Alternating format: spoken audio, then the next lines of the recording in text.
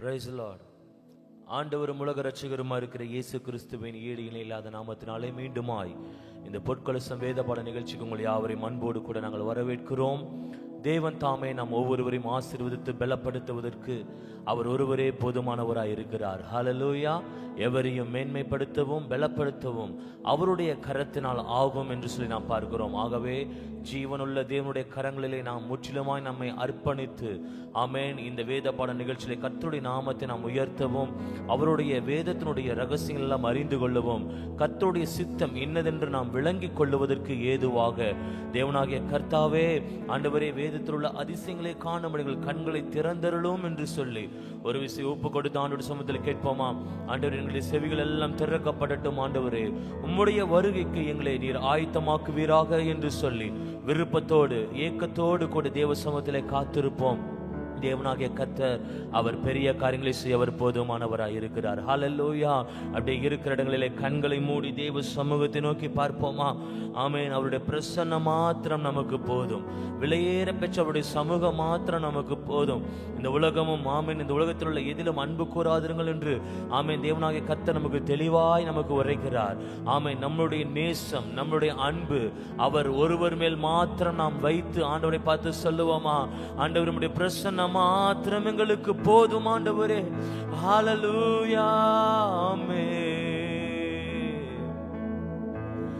உமக்கு சிங்காசனம் அமைத்திட உம்மை துதிக்கிறோம் இயேசுவே. பரிசுத்த அலங்காரத்துடனே உம்மை தொழுகிறோம் இயேசுவே. எங்கள் மத்தியில் உலாவிடும் எங்களோடென்றும் வாசம் செய்யும். எங்கள் மத்தியில்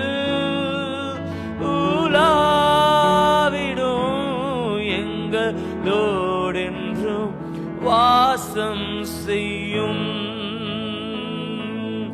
எங்களோடென்றும் வாசம் செய்யும். எங்களோடென்றும் வாசம் செய்யும். ஆண்டவரே எங்கள் சேனைகளின் தேவனாகிய கர்த்தாவே, ஏசாயா 37 நாங்கள் வாசிக்கிறது போல ஆண்டவரே பூமி அனைத்திற்கும் நீர் ஒருவரே கர்த்தர் என்பதை ஆண்டவரே பூமியின் ராஜ்யங்கள் எல்லாம் உணர்ந்து கொள்ளும்படி நீர் எங்களை உம்முடைய ஆண்டவரே சத்துருனுடைய கரங்களுக்கு நீர் எங்களை நீங்களாக்கி விடுவிக்கி ரட்சிக்கிறீர் தகப்பனே.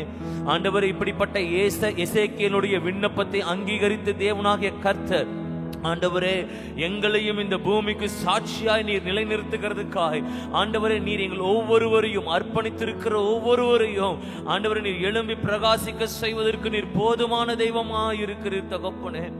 ஆண்டவரே இந்த உலகத்திற்கு வெளிச்சமாய் உலகத்திற்கு ஒளியாய் எங்கள் ஒவ்வொருவரும் நீர் எடுத்து பயன்படுத்துவீராக. தொடர்ந்து உம்முடைய மகிமையின் பிரசன்னத்தினாலே நீர் எங்களை ஆட்கொண்டு வழி நடத்தும். சகல துதி கன மகிமை ஒருவருக்கு மாத்திரம் ஏறெடுக்கிறோம் எங்கள் ஜீவனுள்ள நல்ல பிதாவே.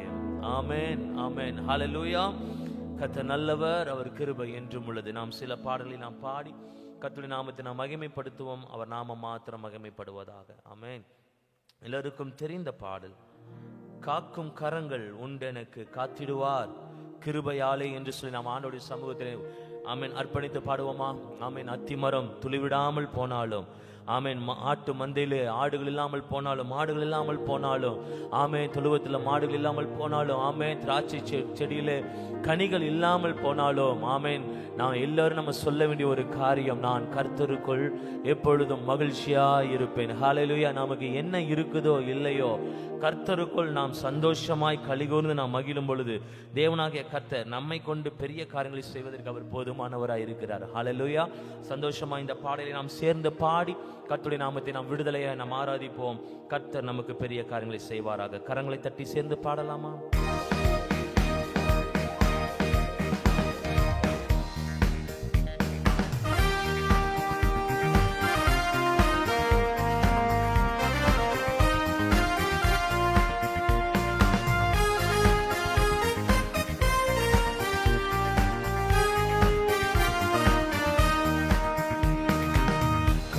காக்கும் கரங்கள் உண்டெனக்கு காத்திடுவார் கிருபையாலே.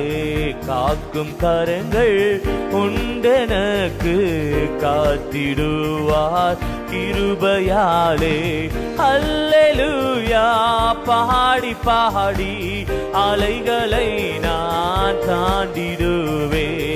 அல்லேலூயா பாடி பாடி அலைகளை நான் தாண்டிடுவே. நம்புவேன் இயேசுவை, நம்புவேன் இயேசுவை, நம்புவேன் இயேசுவை, நம்புவேன் இயேசுவை. நிந்தனைகள் போராட்டம் வந்தும் நீதியின் தேவன் தாங்கினாரே. நிந்தனைகள் போராட்டம் வந்தும் நீதியின் தேவன் தாங்கினாரே. நேசக்கோடி என்மேல் பறக்க நேசருமக்காய் ஜீவித்திடுவே. நேசக்கோடி என்மேல் பறக்க நேசருமக்காய் ஜீவித்திடுவே. நம்புவேன் இயேசுவை, நம்புவேன் இயேசுவை, நம்புவேன் இயேசுவை, நம்புவேன் இயேசுவை. கண்மலைகள் பெயர்க்கும்படியாய் கர்த்தர் நம்மை கரம் பிடித்தார்.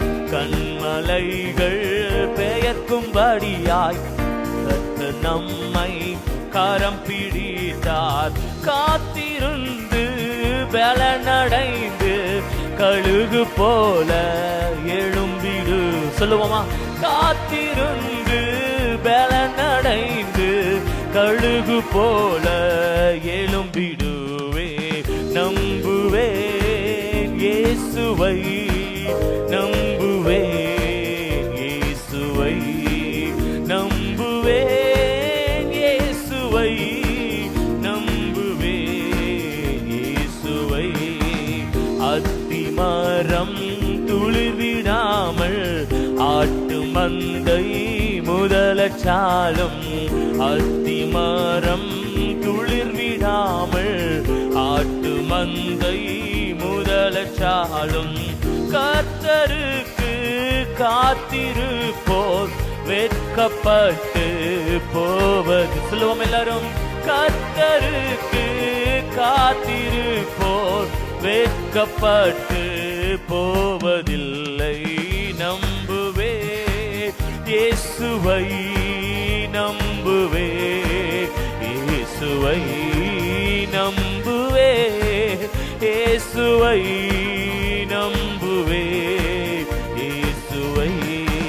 காக்கும் கரங்கள் உண்டெனக்கு காத்திடுவார் கிருபையாலே. காக்கும் கரங்கள் உண்டெனக்கு காத்திடுவார் கிருபையாலே.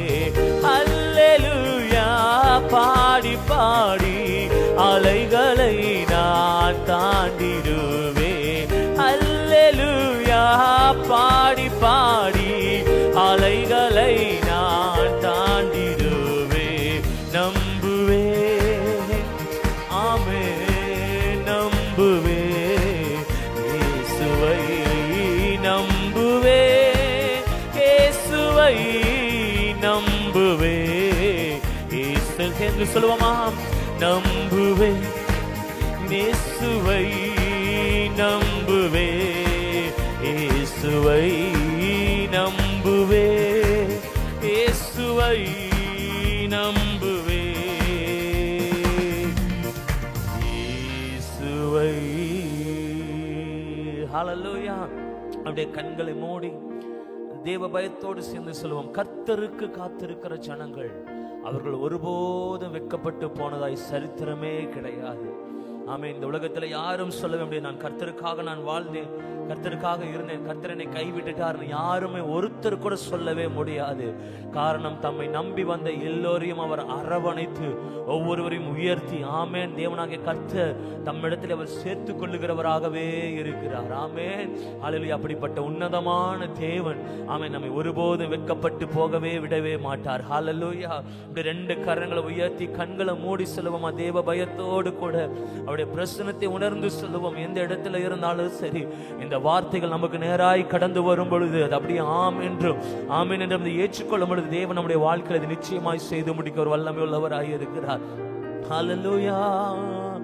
அத்திமரம் துளிர் விடாமல் ஆட்டு மந்தை முதலச்சாலும், அத்திமரம் துளிர் விடாமல் ஆட்டு மந்தை முதலச்சாலும், கர்த்தருக்கு காத்திருப்போ வெட்கப்பட்டு போவதில்லை. கர்த்தருக்கு காத்திருப்போ வெட்கப்பட்டு போவதில்லை. நம்புவே சொல்லுவோமா, இயேசுவை நம்புவே, இயேசுவை எந்த சூழ்நிலையிலேயும் நம்புவே, இயேசுவை நம்புவே, இயேசுவை. அப்படியே சின்ன ஒரு அர்ப்பணத்தோடு கூட ஆண்டோட சமூகத்துல சொல்லுவோமா, அப்பா, எனக்கு விரோதமா என்ன காரியங்கள் நேர்ந்தாலும், என்ன சூழ்நிலைகள் வந்தாலும், நாங்கள் ஆராதிக்கிற எங்கள் இஸ்ரவேலின் ஜெயபலமான எங்கள் தேவனாகிய கர்த்தர் நீர் எங்களோடு கூட இருக்கிறீர் தகப்பனே. நீர் எந்த சூழ்நிலையிலையும் நீர் எங்களை கைவிடுவதே இல்லை, எங்களை கைவிடுவதே இல்லை ஆண்டவரே. கோலியாத்து போன்ற எத்தனை சூழ்நிலைகள், பிரச்சனைகள் எங்களுக்கு விரோதமாய் ஒவ்வொரு நாளும் எதிரிட்டு வந்தாலும், ஆமென், ஹல்லேலூயா ஆண்டவரே, இஸ்ரவேலின் ராணுவங்களின் சேனைகளின் தேவனாகிய கர்த்தருடைய நாமத்தினாலே அப்படிப்பட்ட சூழ்நிலைகளை எதிர்கொள்வதற்கு உண்டான அபிஷேகத்தினாலே நீர் எங்களை நிரப்பி இருக்கிறீர் ஆண்டவரே. அதை நாங்கள் ஒருபோதும் விட்டு விடாதபடிக்கு உம்முடைய பிரசன்னத்தில் நாங்கள் எப்பொழுதும் தங்கி இருப்பதற்கு எங்களுக்கு உதவி செய்யுங்கன்னு சொல்லி கேட்போமா. கேட்கும் பொழுது தேவன் நம்முடைய வாழ்க்கையில அப்படிப்பட்ட உன்னதமான ஒரு அபிஷேகத்தினால நம்மை நிரப்பவர் வல்லமை உள்ளவராய் இருக்கிறார். ஆமென், ஹல்லேலூயா. அப்படியே கண்களை மூடி இருக்கிற இடத்துல அப்படி நாம் எழும்பி நின்று கூட சில நிமிடங்கள் ஆண்டவருடைய நாமத்தை நாம் ஆராதிப்போம். கர்த்தர் நமக்கு பெரிய காரியங்களை செய்வர் போதுமானவராய் இருக்கிறார். ஹல்லேலூயா, ஹல்லேலூயா. அவர் புழுதியிலிருந்து நம்மை தூக்கி விடுகிற தேவன், குப்பையிலிருந்து நம்மை உயர்த்தி விடுகிற தேவனாகிய கர்த்தர், பிரபுக்களோடும் ராஜாக்களோடு நம்மை உட்கார செய்கிறவர், அந்த மகிமையுள்ள சிங்காசனத்தில் ஆமேன் அவரோடு கூட ஆமேன் ஹல்லேலூயா உட்காருகிற பாக்கியத்தை நமக்கு தருகிற தேவனாகிய கர்த்தர். ஹல்லேலூயா. அவருக்கு முன் நாம் பரிசுத்தம் உள்ளவர்களாய் நாம் காணப்படும்படிக்கு ஒரு விஷயம் ஒப்பு கொடுப்போமா. நம்பிக்கையின் தேவன் நம்மோடு கூட இருக்கிறார். ஆமென். இஸ்ரவேலின் தேவனாகிய கர்த்தர், ஆமென், உம்மை மாத்திரம் உயர்த்துகிறோம் என்று சொல்லி கர்த்தர் நாமத்தில் அறிக்கை செய்தவர்களா. நன்றி ராஜா. ஹல்லேலூயா, ஹல்லேலூயா, ஹல்லேலூயா.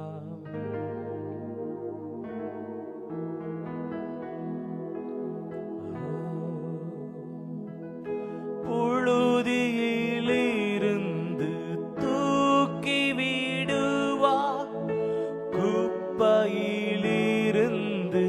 உயர்த்திடுவார்.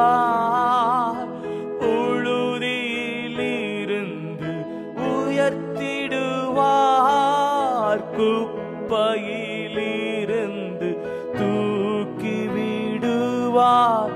பிரபுக்களோடும் ராஜாக்களோடும் உட்கார செய்பவர் நமக்கு உண்டு. எத்தனை பேர் இந்த வார்த்தைகளை விசுவாசிக்கிறீங்க? விசுவாசிக்கிறீங்களோடு கூட இணைந்து கரங்களை உயர்த்தி சேர்ந்து சொல்லுவோமா. ஆமென். பிரபுக்களோடும் ராஜாக்களோடும் உட்கார செய்பவர் நமக்கு உண்டு. இஸ்ரவேலே கர்த்தரை நம்பு, கர்த்தரை நம்பு, கர்த்தரை நம்பு. இஸ்ரவேலே அவர் துணையும் கேடகமானவர், அவரும் துணையும் கேடகமானவர்.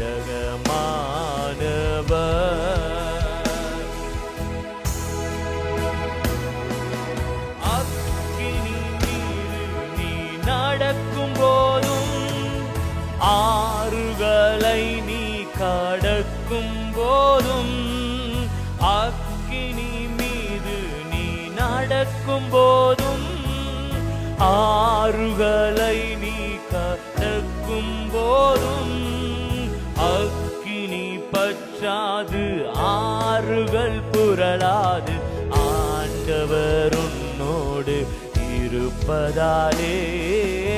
அக்கினி பற்றாது ஆறுகள் புரளாது, ஆண்டவர் உன்னோடு இருப்பதாலே. இஸ்ரவேலே கர்த்தரை நம்பு, கர்த்தரை நம்பு, கர்த்தரை நம்பு.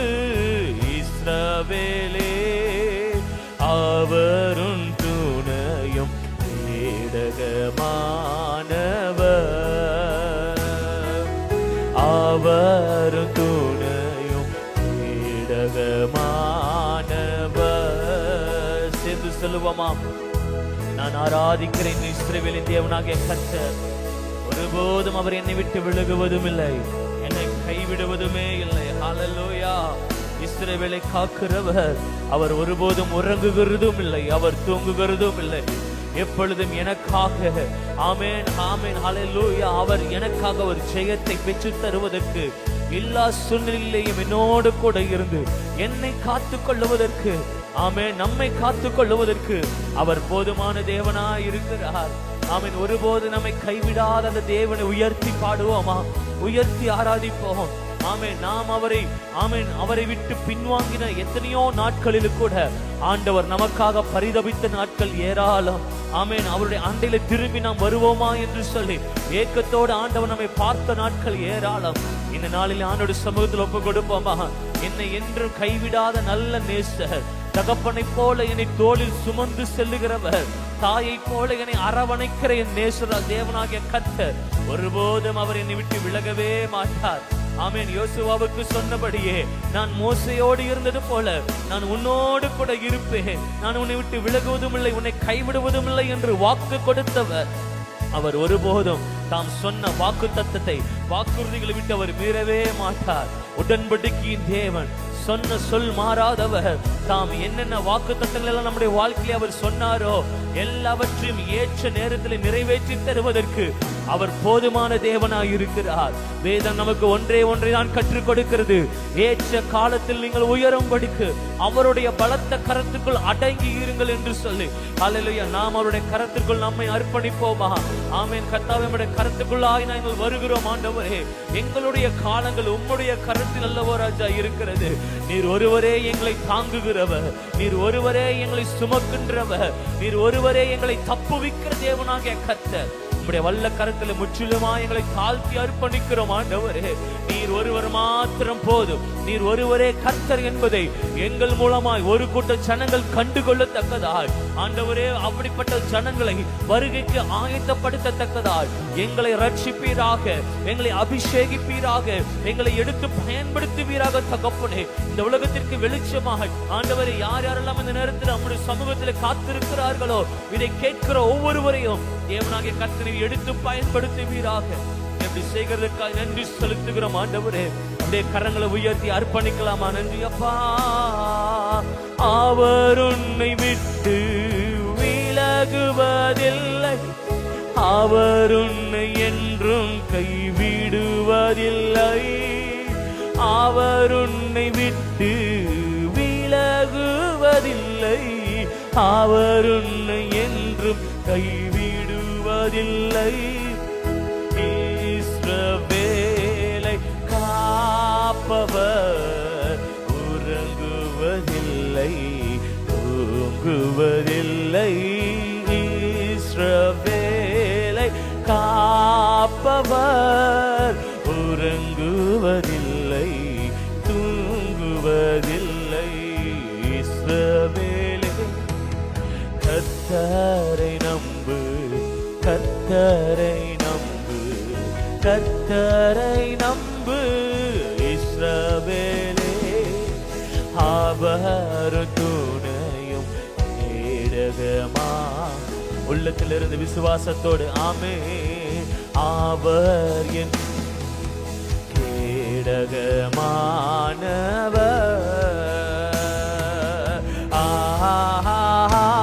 ஹல்லேலூயா,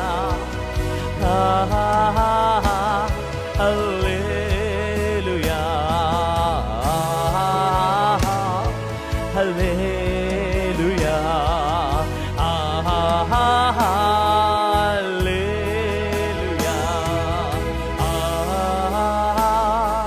ஹல்லேலூயா, ஹல்லேலூயா,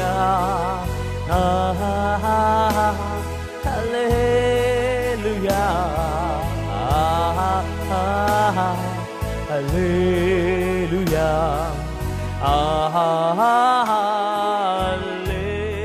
எல்லாரும் இணைந்து சொல்லுவோம்.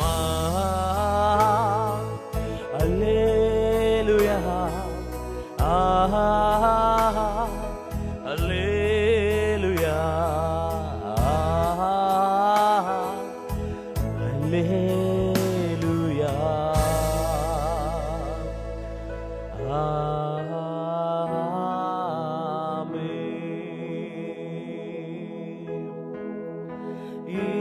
இஸ்ரவேலை காப்பவர் உறங்குவதில்லை தூங்குவதில்லை. இஸ்ரவேலை காப்பவர் அவர் என்றும் நம்மை கைவிடுவதில்லை.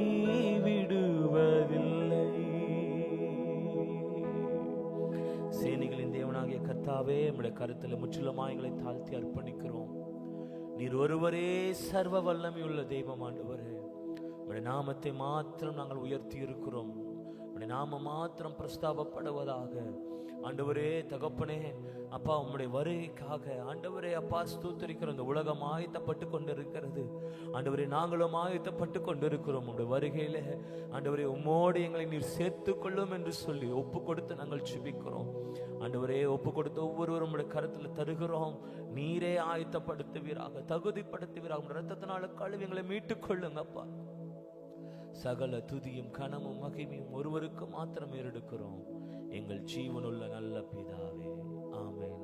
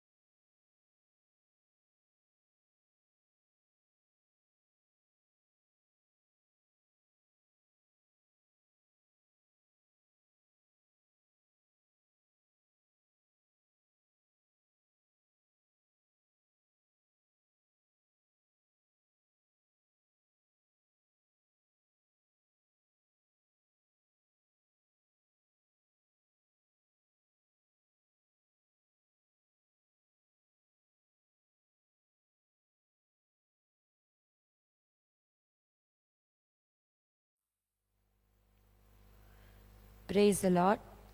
ஆண்டவராகிய இயேசு கிறிஸ்துவின் வெளியேற பெற்ற நாமத்தினாலே இந்த நாளிலும் பொற்கால சம்பேத வகுப்புக்கு எங்களோடு கூட இணைந்திருக்கிற இங்கே வந்திருக்கிற யாவருக்கும் எங்களுடைய அன்பின் நல் வாழ்த்துக்கள்.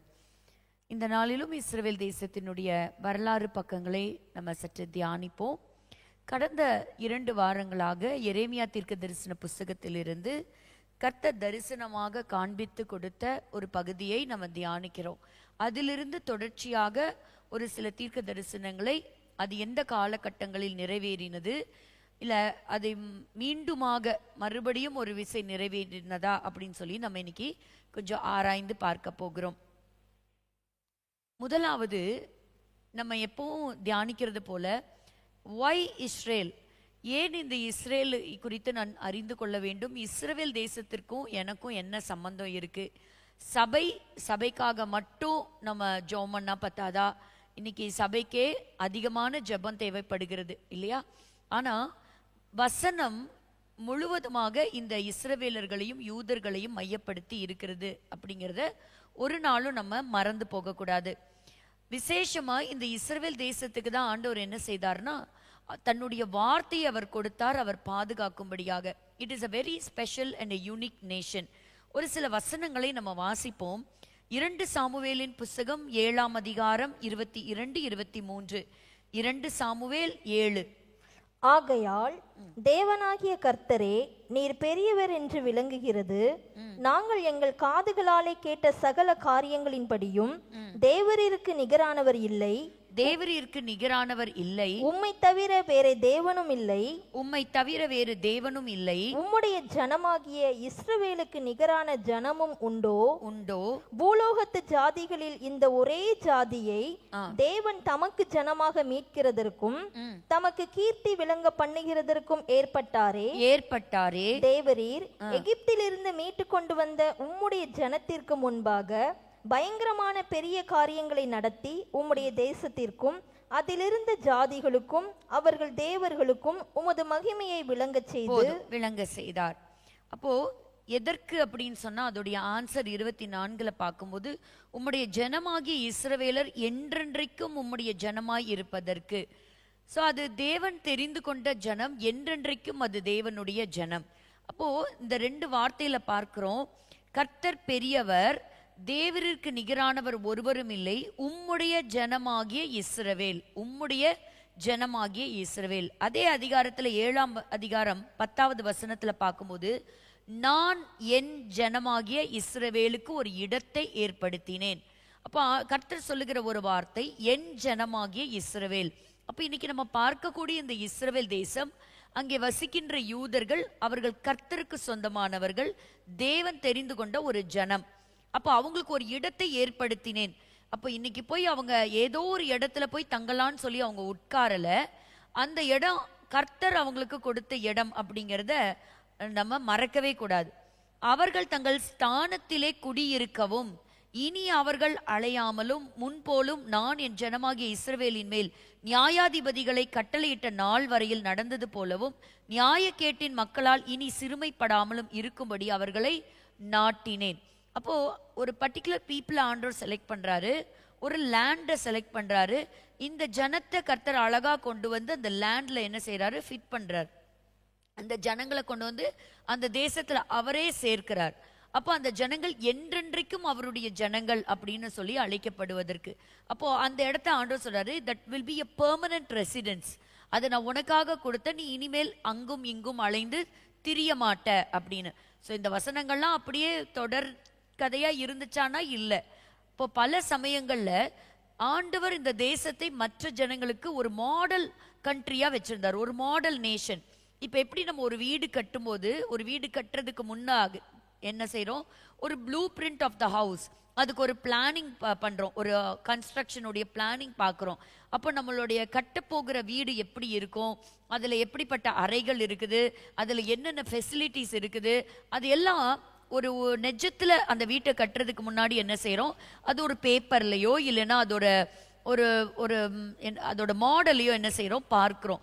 அந்த மாதிரி இந்த உலகத்திற்கு ஒரு மாடலாக வைக்கப்பட்டவர்கள் யார் அப்படின்னு சொன்னா இந்த இஸ்ரவேலர்கள் தான். ஸோ இந்த இஸ்ரவேல் ஜனங்கள். அப்ப இந்த ஜனங்கள் இடத்துல ஆண்டவர் என்ன கொடுத்தாருன்னா தன்னுடைய வார்த்தையை கொடுத்தார். அப்போ அதை தான் நம்ம வாசிக்கிறோம். ரோமர் 3:2 வசனத்துல வாசிக்கிறோம். ரோமர் 3:2. இப்படியானால் யூதனுடைய மேன்மை என்ன, விருத்த சேதனத்தினாலே பிரயோஜனம் என்ன, அது எவ்விதத்திலும் மிகுதியாயிருக்கிறது. தேவனுடைய வாக்கியங்கள் அவர்களிடத்தில் ஒப்புவிக்கப்பட்டது. தேவனுடைய வார்த்தை அவர்களிடத்தில் ஒப்புவிக்கப்பட்டது. அப்போ இந்த 66 புஸ்தகங்களும் யாருடைய கரங்களிலே ஒப்பு கொடுக்கப்பட்டது? யூதர்கள் கையில தான் ஒப்பு கொடுக்கப்பட்டுச்சு. இதை எழுதின எல்லா விரல்களும் யூத விரல்கள் தான். அதை நம்ம மறக்க கூடாது. விசேஷித்த மேன்மையாமே. அப்போ யூதனுடைய மேன்மை என்ன அப்படின்னா இந்த உலகத்துக்கே வெளிச்சமா இருக்க வேண்டிய அந்த ஜனங்களுடைய கைகள்ல தான் இந்த முழு வேதாகமும் கொடுக்கப்பட்டது. அதே தான் சங்கீதம் 147 சங்கீதம் 19-20 வாசிக்கிறோம். சாம்ஸ் 147. யாக்கோபுக்கு தம்முடைய வசனங்களையும் இஸ்ரவேலுக்கு தமது பிரமாணங்களையும் தமது நியாயங்களையும் அறிவிக்கிறார். அவர் வேற எந்த ஜாதிக்கும் இப்படி செய்ததில்லை. அவருடைய நியாயங்களை அறியாமற் போகிறார்கள். அல்லேலூயா. அப்ப யாக்கோபுக்கு தம்முடைய வசனங்களையும் இஸ்ரவேலுக்கு தம்முடைய பிரமாணங்களையும் நியமங்களையும் அறிவிக்கிறார். அவர் தான் அறிவித்தார். அப்ப இது யார் ஃபர்ஸ்ட் ரிசீவ் பண்ணா அப்படின்னா ஜூஸ் தான் ரிசீவ் பண்ணாங்க. அப்போ ஆண்டவர் தெரிந்து கொண்ட ஆபிரகாமினுடைய சந்ததி கைக்கு தான் அவருடைய நியாயங்கள், அவருடைய நியாய பிரமாணங்கள், அவர் கொடுத்த வசனங்கள் அவங்க கைக்கு போய் தான் வந்தது. அதை தான் பவுலும் ஹைலைட் பண்றாரு. பவுல் எப்படி ரொம்ப அழகா ஹைலைட் பண்றாரு பாருங்க. ரோமர் 9:4-5. ரோமர் 9:4-5. அவர்கள் இஸ்ரவேலரே, புத்திர சுவிகாரமும் மகிமையும் உடன்படிக்கைகளும். பாருங்க, புத்திர ஸ்வீகாரம், த ஃபர்ஸ்ட் பார்ன் அப்படின்னு சொல்லி அழைக்கப்படுகிறார்கள். இந்த ஃபர்ஸ்ட் பார்னை பத்தி வர்ற வாரங்கள்ல தொடர்ச்சியா பார்க்கலாம். ஒரு ஸ்பெஷல் பிரிவிலேஜ் உண்டு, டபுள் பிளெஸிங் அவங்க கிட்ட உண்டு. சோ புத்திர ஸ்வீகாரம், ரெண்டாவது மகிமை, உடன்படிக்கை, நியாயப்பிரமாணம், the law, the covenant, அதெல்லாம் அவங்க கிட்ட தான் இருந்தது. தேவ ஆராதனை, வாக்குத்தத்தங்கள் அவர்களுடையவைகளே. இன்னைக்கு நம்ம கையில சுமந்துட்டு இருக்கிறது எல்லாமே யார் அத ஃபர்ஸ்ட் காப்பி யார் வாங்கினது? இவங்க தான், யூதர்கள் தான். அந்த ஒரிஜினல் யார் வாங்கினது? அவங்க தான். அப்போ 5வது வசனம், பிதாக்கள் அவர்களுடையவர்கள், மாம்சத்தின்படி கிறிஸ்துவும் அவர்களில் பிறந்தாரே. அப்போ இயேசு கிறிஸ்து மாம்சத்திலே ஒரு யூத மேசியாவாக பிறந்தார், ஜூயிஷ் மெசாயா. அடுத்தது, இவர் என்றென்றைக்கும் ஸ்தோத்திரிக்கப்பட்ட சர்வத்திற்கும் மேலான தேவன். சோ இஸ்ரவேலுக்கு மட்டும் இயேசு சொந்தம் அல்ல. அங்கிருந்து என்னாச்சு, இந்த பிரிவிலேஜ் உலகம் முழுவதும் இருக்கிற எல்லாருக்கும் அது எக்ஸ்பேண்ட் ஆகி வந்தது. எல்லாருக்கும் உலக ரட்சகராக, தேவ ஆட்டுக்குட்டியாக அவர் முழு உலகத்திற்கும் அவர் கொடுக்கப்பட்டார். ஆனா ஆரம்பத்துல பெற்றுக்கொண்டது யாரு? இந்த யூதர்கள் தான். அப்ப அவங்க ஸ்பெஷலா இல்லையா? ரொம்ப ஸ்பெஷல். அப்ப இந்த வேத பழைய ஏற்பாட்டை பார்க்கும் பொழுது ஆண்டவராகிய தேவன் ஒரு பர்டிகுலர் தேசத்தோடு கூட பேசுகிற அந்த கான்வர்சேஷனையே தான் நம்ம பார்த்துக்கிட்டே வரலாம். ஒரு இன்ட்ராக்ஷன் முழுக்க 12ஆம் அதிகாரம் ஆதியாகமத்திலிருந்து நம்ம பார்க்க ஆரம்பிச்சோம்னா முழு வேதாகமத்துல பழைய ஏற்பாடு முழுவதும் நீங்க பார்க்கலாம். ஸோ தேவனாகிய கர்த்தர் ஒரு பர்டிகுலர் பீப்புளோட பேசிக்கிட்டே இருக்கிறத நீங்க கவனிக்க முடியும். ஸோ அதை தான் நம்ம இங்க பார்க்குறோம், ஒன் பர்டிகுலர் நேஷன். ஆனா ஆண்டவருடைய அழைப்பு என்ன? இவங்க இந்த வார்த்தையை, தேவனுடைய வார்த்தையை வாங்கி உலகத்துல இருக்கக்கூடிய மற்ற ஜனங்களுக்கு என்ன செய்யணும்? அதை அவங்க மற்றவங்களுக்கு அதை பகிர்ந்து கொடுக்கணும். They must share it with other Nations. ஆனா இந்த பிளெஸிங் இன்னைக்கு நமக்கு வந்திருந்தாலும், இன்னைக்கு இத்தனை ஆசீர்வாதங்களை பெற்றுக்கொண்ட இவர்கள் ஒரு வித்தியாசமானவங்க, ஒரு யூனிக்கான பீப்புளா இருக்கக்கூடியவங்க. இன்னைக்கு இவங்க மற்ற ஒவ்வொரு நேஷனுக்கும், ஒவ்வொரு சிங்கிள் பர்சனுக்கும் ஆண்டவரை அறிமுகப்படுத்த வேண்டியவங்க, ஆண்டவருக்கு நேராக நடத்தியவர்கள். பல சமயங்களிலே அவர்கள் அதை இழந்து போனார்கள். they failed to keep up the promise. So ஆண்டவர் என்ன நோக்கத்திற்காக, திட்டத்திற்காக அந்த தேசத்தை அழைத்து வைத்தாரோ அந்த திட்டங்கள்ல அவங்க நிறைவேற்றவே இல்லை. அதுல அவங்க ஃபெயில் ஆயிட்டாங்க அப்படின்னு சொல்லலாம். இத்தனை அவங்களுக்குள்ள பல ஏற்ற இறக்கங்கள் இருந்தாலும் பரலோகத்தின் கரெக்டான திட்டத்தின்படி மேசியா இயேசு கிறிஸ்து அவர்களிடத்தில் பிறந்தார். ஸோ அதை கரெக்டாக குறித்த காலத்தில் அவர் பிறந்தார். ஸோ அந்த அளவுக்கு இந்த இஸ்ரேல் ஒரு ஸ்பெஷல் நேஷன். ஸோ அதை நம்ம மறுக்கவே முடியாது. இப்போ நம்ம தொடர்ந்து பார்க்க போகிறோம். ஒரு சில தீர்க்க தரிசனங்களையும் ஒரு சில நம்பர் ரெப்ரசன்டேஷனையும் நம்ம இன்னைக்கு பார்க்கலாம். அப்போ நம்ம எரேமியாவின் புஸ்தகம் 24ஆம் அதிகாரத்துக்கு நம்ம எடுத்துக்கலாம். நம்ம தொடர்ந்து தியானிச்சுக்கிட்டு வரக்கூடிய பகுதியிலிருந்து ஒரு வசனத்தை மட்டும் நம்ம இன்னைக்கு பார்க்க போகிறோம். ஸோ கர்த்தர் எந்த அளவுக்கு அந்த நாட்களை குறித்து வைத்திருக்கிறார் அப்படிங்கிறதுல நம்ம ரொம்ப ஜாக்கிரதையாக நம்ம இருக்கணும். பாருங்க, அந்த நாட்கள்ல காலங்கள் இவ்வளோ முக்கியம்னா இப்ப வாசிக்கிற நாம ரொம்ப முக்கியம். ஒரு வசனம் வாசிங்க, மத்தேயு 16ஆம் அதிகாரம் 3வது வசனம். மத்தேயு 16:3.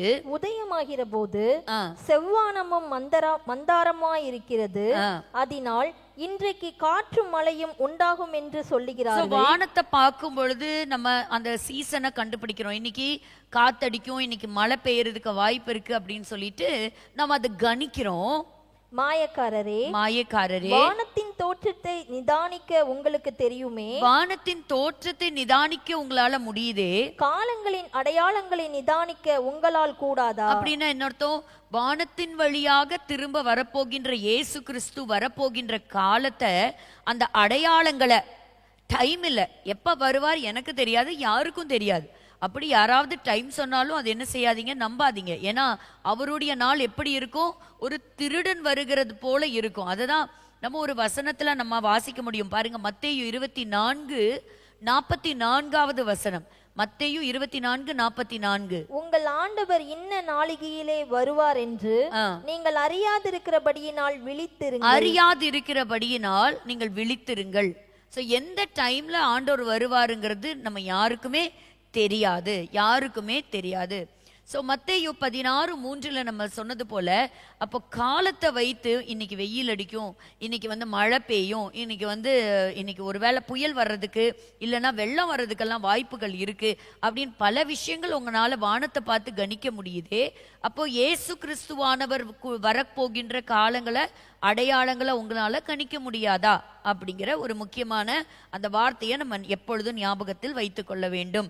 அப்ப இந்த இடத்துலையும் இந்த ஜனங்கள் நேபுகாத் நேச்சாருடைய காலகட்டங்களிலே 605வது நூற்றாண்டுகளிலே நேபுகாத் நேச்சர் ஒரு பெரிய ஒரு ராஜாவாய், ஒரு வல்லரசு மிக்க ஒரு தேசம், பாபிலோன் தேசம் அன்னைக்கு பிரபலமான ஒரு தேசம், ஒரு the most dominant nation in the world, ஒரு உலக சாம்ராஜ்யமாக எழும்புது.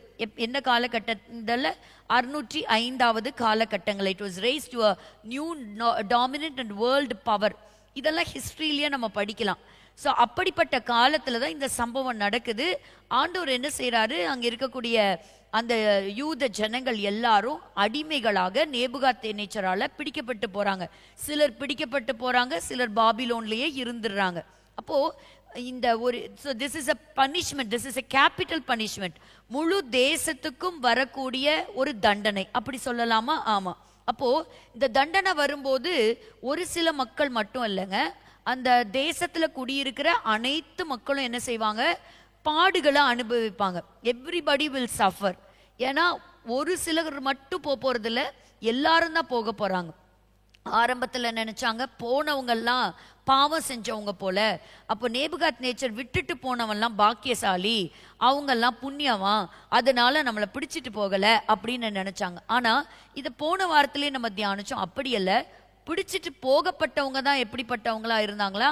அந்த நாட்கள்ல பாக்கியவான்கள். ஏன்னா அந்த வசனத்தை தான் நம்ம பார்க்க போறோம். அப்ப பாருங்க, கர்த்தருடைய பார்வையில எல்லாரும் யூதர்கள், எல்லார் மேலேயும் அந்த பனிஷ்மெண்ட் விழுந்தாலும் கர்த்தர் அதை 2 குரூப்பா பிரிக்கிறார். அப்ப எப்படி பிரிக்கிறாரு? ஒருத்தன் இந்த பாவத்தை செய்தவன், இன்னொருத்தன் இந்த பாவத்தினால இந்த தண்டனைக்கு உட்பட்டவன், இன்னசென்ட் ஃபெலோ. ஸோ பாவம் செய்யாத ஒரு கூட்டம், இன்னொரு கூட்டம் பாவம் செஞ்ச கூட்டம். ஆனால் இந்த 2 கூட்டத்துக்கு மேலேயும் தான் பனிஷ்மெண்ட் விழுகுது. அப்போ ஒரு டைம் வருது, ஆண்டவர் செப்பரேட் பண்ணி காமிக்கிறார். இதே போலதான் சபையிலும் எல்லாரும் கிறிஸ்தவர்கள் என்று அழைக்கப்பட்டாலும் தேவனுடைய கண்கள் 2ஆக பிரிக்கின்றது. சபைக்குள்ள இருக்கக்கூடிய நீதிமான்களையும் துன்மார்க்கரையும் கர்த்தர் வெவ்வேறாக பிரிப்பார். அப்போ எப்படி வெள்ளையும் செம்மறி ஆடு பிரிக்கப்படுகிறதோ அப்படி பிரிக்கப்படுகிறது அப்படிங்கிற அந்த தன்மையை நம்ம ஆண்டவருடைய பார்வையிலிருந்து நம்ம இங்க பார்க்கிறோம். அப்போ இந்த இடத்துல நம்ம பார்க்கிறோம் முக்கியமா எரேமியா 24 5வது வசனத்திலிருந்து வாசிக்கலாம். நான் இவ்விடத்திலிருந்து கல்தேயர் தேசத்துக்கு சிறைப்பட்டு போகவிட்ட யூதரை நான் இந்த நல்ல அத்திப்பழங்களுக்கு ஒப்பிட்டு அவர்களுக்கு நன்மை உண்டாக அவர்களை அங்கீகரிப்பேன். இங்கிருந்து பாபிலோன் தேசத்திற்கு கடந்து போனவங்க எப்படிப்பட்டவங்க? அவங்க நல்ல அத்திப்பழங்கள், அவர்கள் சிறைப்பட்டு போனவங்க அப்படின்னு 6வது வசனத்துல வாசிக்கிறோம். அவர்களுக்கு நன்மை உண்டாக நான் என் கண்களை அவர்கள் மேல் வைத்து அவர்களை இந்த தேசத்துக்கு திரும்பி வர பண்ணி அவர்களை கட்டுவேன், அவர்களை இடிக்க மாட்டேன், அவர்களை நாட்டுவேன், அவர்களை பிடுங்க மாட்டேன். நான் கர்த்தர் என்று அறியும் இருதயத்தை அவர்களுக்கு கொடுப்பேன். அவர்கள் என் ஜனமாயிருப்பார்கள், நான் அவர்கள் தேவனாயிருப்பேன். அவர்கள் தங்கள் முழு இருதயத்தோடும் என்னிடத்திற்கு திரும்புவார்கள் என்று இஸ்ரவேலின் தேவனாகிய கர்த்தர் சொல்லுகிறார். இந்த வசனத்தை தான் நம்ம இந்த தீர்க்க தரிசனம் நிறைவேறிச்சா இல்லையாங்கிறது இந்த 5லிருந்து இந்த 7 வரைக்கும் நம்ம பார்த்த இந்த வசனங்களை தான் நம்ம பார்க்க போறோம். So there is always a difference. அதை நம்ம இந்த பகுதிகள்லேருந்து பார்க்கிறோம். அப்போ எல்லா வசனங்களையும் வாசிக்க வேண்டாம், ஒரு சில வசனங்களை நான் உங்களுக்கு கோடிட்டு காண்பிக்கிறேன். எரேமியா தீர்க்க தரிசன புஸ்தகம் 23ஆம் அதிகாரத்தில் 1லிருந்து 8வது வசனங்கள் வாசிக்கும் பொழுது மெய்ப்பர்களை குறிச்சதான அங்க ஒரு பகுதி, வரக்கூடிய நியாய தீர்ப்பை குறித்து ஆண்டவர் சொல்லிட்டே வரும் பொழுது 5வது வசனத்துல பார்க்கிறோம், இதோ நாட்கள் வரும் என்று கர்த்தர் சொல்லுகிறார், அப்பொழுது தாவீதுக்கு ஒரு நீதி உள்ள கிளையை எழும்ப பண்ணுவேன். 6வது வசனம் பார்க்கும்போது, அவர் நாட்களில் யூதா ரட்சிக்கப்படும், இஸ்ரவேல் சுகமாய் வாசம் பண்ணும், அவருக்கு இடும் நாமம் நமது நீதியாய் இருக்கிற கர்த்தர் என்பதே. இப்படி நம்ம தொடர்ச்சியா நம்ம வாசிக்கும் பொழுது கர்த்தர் ஒரு நிலையான வீட்டை, ஒரு புது உடன்படிக்கையை இந்த ஜனங்களோடு செய்கிறார். அந்த இடத்துல அந்த ஜனங்க என்ன செய்யறதில்ல, அந்த இடத்தை விட்டு பிடுங்கப்பட்டு இன்னொரு இடத்துக்கு போக போறது இல்லை அப்படிங்கிறத நம்ம படிக்கிறோம். அதே போலதான் எரேமியா 31ஆம் அதிகாரத்திலையும் இதே போல ஒரு தீர்க்க தரிசனத்தை பார்க்கிறோம். 31லிருந்து 34வது வசனம் வரைக்கும் வாசிக்க வேண்டாம், பாருங்க. verse 31லிருந்து 34, அதுல 31 என்ன சொல்லுதுன்னா, இதோ நாட்கள் வரும் என்று கர்த்தர் சொல்லுகிறார், அப்பொழுது இஸ்ரவேல் குடும்பத்தோடும் யூதா குடும்பத்தோடும் புது உடன்படிக்கை பண்ணுவேன். இப்போ இந்த புது உடன்படிக்கைங்கிறது நம்ம எங்க பார்த்திருக்கிறோம்? A new covenant. அதை நம்ம புதிய ஏற்பாட்டில் தான் நம்ம வாசிக்கிறோம். லூக்கா 22:20வது வசனத்தை வாசிக்கலாம். லூக்கா 22:20. போஜனம் பண்ணின பின்பு அவர் அந்தபடியே பாத்திரத்தை கொடுத்து இந்த பாத்திரம் உங்களுக்காக சிந்தப்படுகிற என்னுடைய இரத்தத்தினாலாகிய புதிய உடன்படிக்கையாய் இருக்கிறது, என்னுடைய இரத்தத்தினாலாகிய புதிய உடன்படிக்கையாய் இருக்கிறது என்றார். அப்போ இந்த புதிய உடன்படிக்கை அப்படின்னு சொல்லுகிறது இயேசுவானவர் வந்த பிறகு அவருடைய இரத்தத்தினாலே ஏற்படுத்தப்பட்ட ஒரு புதிய உடன்படிக்கை, a new covenant. அப்போ எரேமியா தீர்க்கதரிசிகளை கொண்டும் எசேக்கியேலை கொண்டும் சொல்லுகிறதெல்லாம் அப்போ எங்கேயோ ஒரு இடத்துல இன்னும் நிறைவேறுவதற்கு டைம் இருக்கு அப்படிங்கிறத நம்ம பார்க்கிறோம்.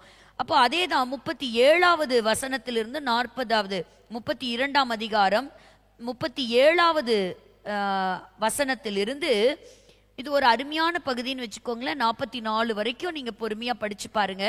ஸோ எரேமியா 32, 37லிருந்து 41 பாருங்க. இந்த 37ல வாசிக்கிறேன். என் சினத்திலும் என் கோபத்திலும் என் மகா உக்கிரத்திலும் நான் அவர்களை துரத்தின எல்லா தேசங்களிலும் இருந்து அவர்களை சேர்த்து கொண்டு. சரி, இப்போ ஒரு கேள்வி. எரேமியா இந்த 24ஆம் அதிகாரத்துல இப்ப அவங்க ஒரு இடத்துக்கு சிறைப்பட்டு போயிருக்கிறாங்க. இப்ப எந்த இடத்துல இருந்து அவங்க சிறைப்பட்டு வரணும்? எந்த தேசத்துல இருந்து எந்த தேசத்துக்கு அவங்க திரும்பணும்? பாபிலோன் தேசத்திலிருந்து நாடு திரும்பணும், எருசலேமுக்கு திரும்பணும். ஆனா எரேமியா 32ல வாசிக்கிறோம், அவர்களை துரத்தின எல்லா தேசங்களிலும் இருந்து. அப்போ எப்படி? இப்போ பாபிலோன்ற சாம்ராஜ்யம் தான் பிடிச்சிட்டு போயிருக்கு. ஆனா இந்த வசனம் சொல்லுது, எல்லா தேசங்களிலிருந்தும் நான் என்ன செய்வேன், அவங்களை இந்த ஸ்தலத்துக்கு திரும்ப வரவும் இதிலே சுகமாய் தங்கி இருக்கவும் பண்ணுவேன்.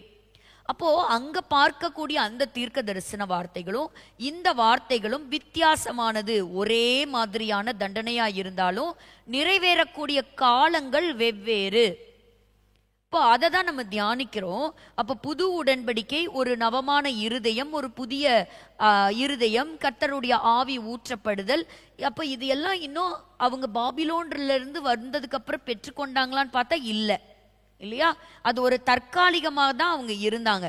அப்போ அதே தான் நம்ம அந்த வசனங்களை தொடர்ந்து பார்க்கும் பொழுது இந்த 44 வரைக்கும் பார்க்கும் பொழுது கர்த்தர் சொல்றாரு, ஆண்டவரை அறிந்து கொள்வாங்க, ஆண்டவரை விட்டு அவங்க விலக மாட்டாங்க அப்படிங்கிறதெல்லாம் நம்ம பார்க்கிறோம். இதே பகுதியை தான் எசேக்கியேல் தீர்க்க தரிசன புஸ்தகம் 11வது அதிகாரம், எசேக்கியேல் சாப்டர் 11 16ல இருந்து 20, 16ல இருந்து நம்ம 20 நம்ம வாசிக்கும் போது பாருங்க, இஸ்ரவேல் தேசத்தை உங்களுக்கு கொடுப்பேன் என்று கர்த்தராகிய ஆண்டவர் உரைக்கிறார் என்று சொல்லு. அப்போ அங்க வந்து அவங்க குடியிருப்பாங்க, அவங்களுக்கு நான் ஒரு புதிய இருதயத்தை நான் தருவேன் அப்படிங்கிறத கர்த்தர் ரொம்ப அழகாய் சொல்லுகிறார். அப்போ அதுல முக்கியமா 17வது வசனம் என்னன்னா, நான் உங்களை ஜனங்களிடத்திலிருந்து சேர்ப்பேன், நீங்கள் சிதறடிக்கப்பட்ட தேசங்களிலிருந்து உங்களை கூட்டிக் கொண்டு இஸ்ரவேல் தேசத்துக்கே நான் திரும்ப வருவேங்கிறாரு. இது நடந்துதா? நடந்தது. ஒரு இப்ப வரைக்கும் அவங்க இருக்கிறாங்கன்னா இது 1948ல தான் நடந்தது. அப்ப இது ஒரு ஆச்சரியமான ஒரு தீர்க்க தரிசனம்.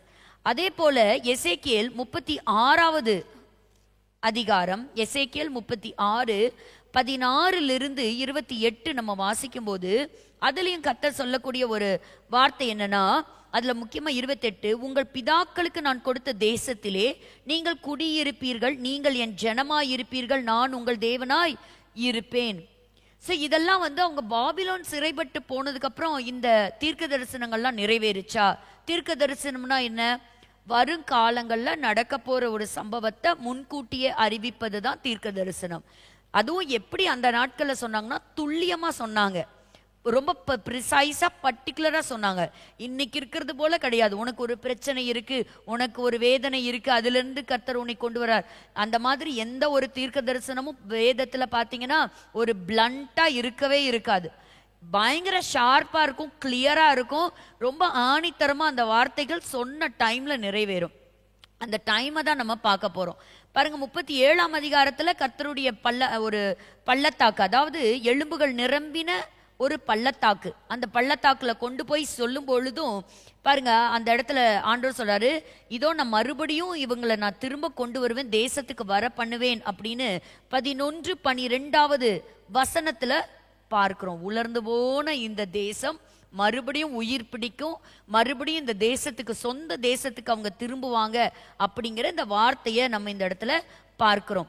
37ஆம் அதிகாரம் 21லிருந்து 28 வசனங்கள் வாசிக்கும் போது பாருங்க, அவங்க அந்த சொந்த தேசம், சுய தேசத்திற்கு அவங்க திரும்பி வருவாங்க. 25வது வசனம் சொல்லுகிறது, நான் என் தாசனாகிய யாக்கோபுக்கு கொடுத்ததும் உங்கள் பிதாக்கள் குடியிருந்ததுமான தேசத்திலே குடியிருப்பார்கள், அவர்களும் அவர்கள் பிள்ளைகளும் அவர்களுடைய பிள்ளைகளின் பிள்ளைகளும் அதிலே என்றென்றைக்கும் குடியிருப்பார்கள். என் தாசனாகிய தாவீது என்பவர் என்றென்றைக்கும் அவர்களுக்கு அதிபதியாய் இருப்பார். எத்தனை நாடு வரட்டும், எதிர்த்து வரட்டும், எத்தனை நாடு அவங்களுக்கு சப்போர்ட் இல்லாம போகட்டும், கர்த்தர் அந்த தேசத்தை பயங்கரமா காப்பார்.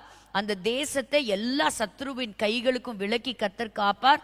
அந்த தேசம் கீழாகாமல் மேலாகும், வாளாகாமல் தலையாகும். அது அந்த தேசத்துக்கு கொடுக்கப்பட்ட ஆசீர்வாதம். இன்னைக்கு பாருங்க, அந்த தேசம் இன்னைக்கு தலையா வந்திருக்கு.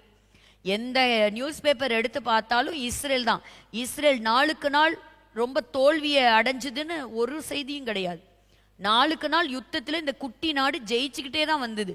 ஸோ இந்த தேசத்துக்கு ப்ரிசைஸாக கொடுக்கப்பட்ட ஆசீர்வாதம் தான், நீ கீழாகாமல் மேலாவாய், வாளாகாமல் தலையாவாய் அப்படின்னு சொல்லக்கூடிய ஒரு அழகான ஆசீர்வாதம். சரி, அப்போ இந்த ஆசீர்வாதம் எப்பதான் முடிஞ்சது, இவங்க நாடு திரும்பினாங்களா அப்படிங்கிறத தான் நம்ம பார்க்க போறோம்.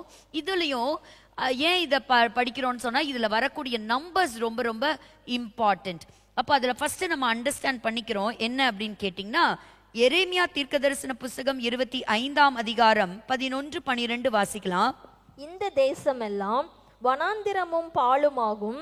இந்த ஜாதிகளோ 70 வருஷமாக பாபிலோன் ராஜாவை சேவிப்பார்கள். இந்த ஜனங்களோ 70 வருஷம் பாபிலோன் ராஜாவை சேவிப்பார்கள். சோ இதுதாங்க அந்த பனிஷ்மெண்ட். ஆனா நம்ம வாசித்த அந்த எரேமியா தீர்க்க தரிசன புஸ்தகத்தின் 24ஆம் அதிகாரத்துல 5-7 வாசிச்சோம் பாருங்க. அந்த தீர்க்க தரிசனத்துல ஒரு சீக்ரெட் இருக்கு. என்ன சீக்ரெட்னா, இவங்க பாபிலோன் தேசத்திலிருந்து மட்டும் வரக்கூடியதை பத்தி மட்டும் எழுதல, நிரந்தரமாக இந்த ஜனங்களுக்கு கர்த்தர் வைத்திருக்கிற ஒரு ஆசீர்வாதமும் அதுல என்ன செய்யப்பட்டிருக்கு, குறிப்பிடப்பட்டிருக்கிறது. ஸோ அதை நம்ம என்ன செஞ்சிடக்கூடாது, அதை இக்னோர் பண்ணிட்டு போயிடக்கூடாது. So it is a dual prophecy. சில ப்ராஃபஸி மல்டிபிள் ப்ராஃபஸி, ஒரே விஷயம் தான் ஆனால் அடுத்தடுத்து நடந்துக்கிட்டே வரும். அப்போ இதில் ஃபர்ஸ்ட் ப்ராஃபஸியை தான் நம்ம இப்போ பார்க்க போகிறோம். 70 ஆண்டு காலங்களின் சிறையிருப்பு. ஸோ 70 அப்படின்னு நம்ம சொல்லும் பொழுது முதல்ல நம்ம புரிஞ்சுக்க வேண்டிய ஒரு நம்பர் என்னன்னா, 7ங்கிற நம்பரை நம்ம புரிஞ்சுக்கிட்டாதான் இந்த 70 நமக்கு புரியும். இந்த 70 நம்ம புரியறதுக்கு இன்னொரு நம்பரையும் படிக்கணும், 50ங்கிற யூபிலி ஆண்டு. ஸோ அதை தான் நம்ம இப்பொழுது நம்ம படிக்க போறோம். ஏன் முதல்ல இவங்க சிறையிருப்புக்கு போனாங்க, அதுக்கும் இந்த நம்பருக்கும் என்ன சம்பந்தம் அப்படின்னு கேட்டிங்கன்னா, முதல் புத்தகம் ஆதியாகமம், அந்த ஆதியாகம புஸ்தகத்திலிருந்து 66வது புஸ்தகமாகிய வெளிப்படுத்தல் வரைக்கும் ஒரு பர்டிகுலர் நம்பரை பற்றி நம்ம படிக்க முடியும். அதாவது இயேசு கிறிஸ்து நமக்கு வெளிப்படுத்தி கொடுப்பாராக. பரிசுத்த ஆவியானவர் காண்பிக்கின்ற ஒரு வார்த்தை என்னன்னா, ஆதியாகமம் 2ஆம் அதிகாரம் 2வது வசனத்துல, தேவன் தாம் செய்த தம்முடைய கிரியைகளை 7ஆம் நாளிலே நிறைவேற்றி எத்தனாவது நாள்லங்க, 7th டே. ஸோ 7th டே அவர் நிறைவேற்றி உண்டாக்கின தம்முடைய கிரியை எல்லாம் முடித்த பின்பு 7ஆம் நாளிலே ஓய்ந்திருந்தார்னு சொல்லும்போது ஏதோ ஆண்டவர் ரொம்ப களைச்சு போய் ரொம்ப டயர்டாகி ரெஸ்ட் எடுத்தாருங்கிற அர்த்தம் கிடையாது. அப்போ பாருங்க, இந்த வார்த்தை என்ன சொல்லுதுன்னா, ஒரு சமாதானம், ஒரு அமைதி. அப்போ அதை குறிக்கக்கூடிய ஒரு நாள். பைபிள் முழுவதும் பார்த்தீங்கன்னா நிறைய இன்டர்வல் இருக்கும்.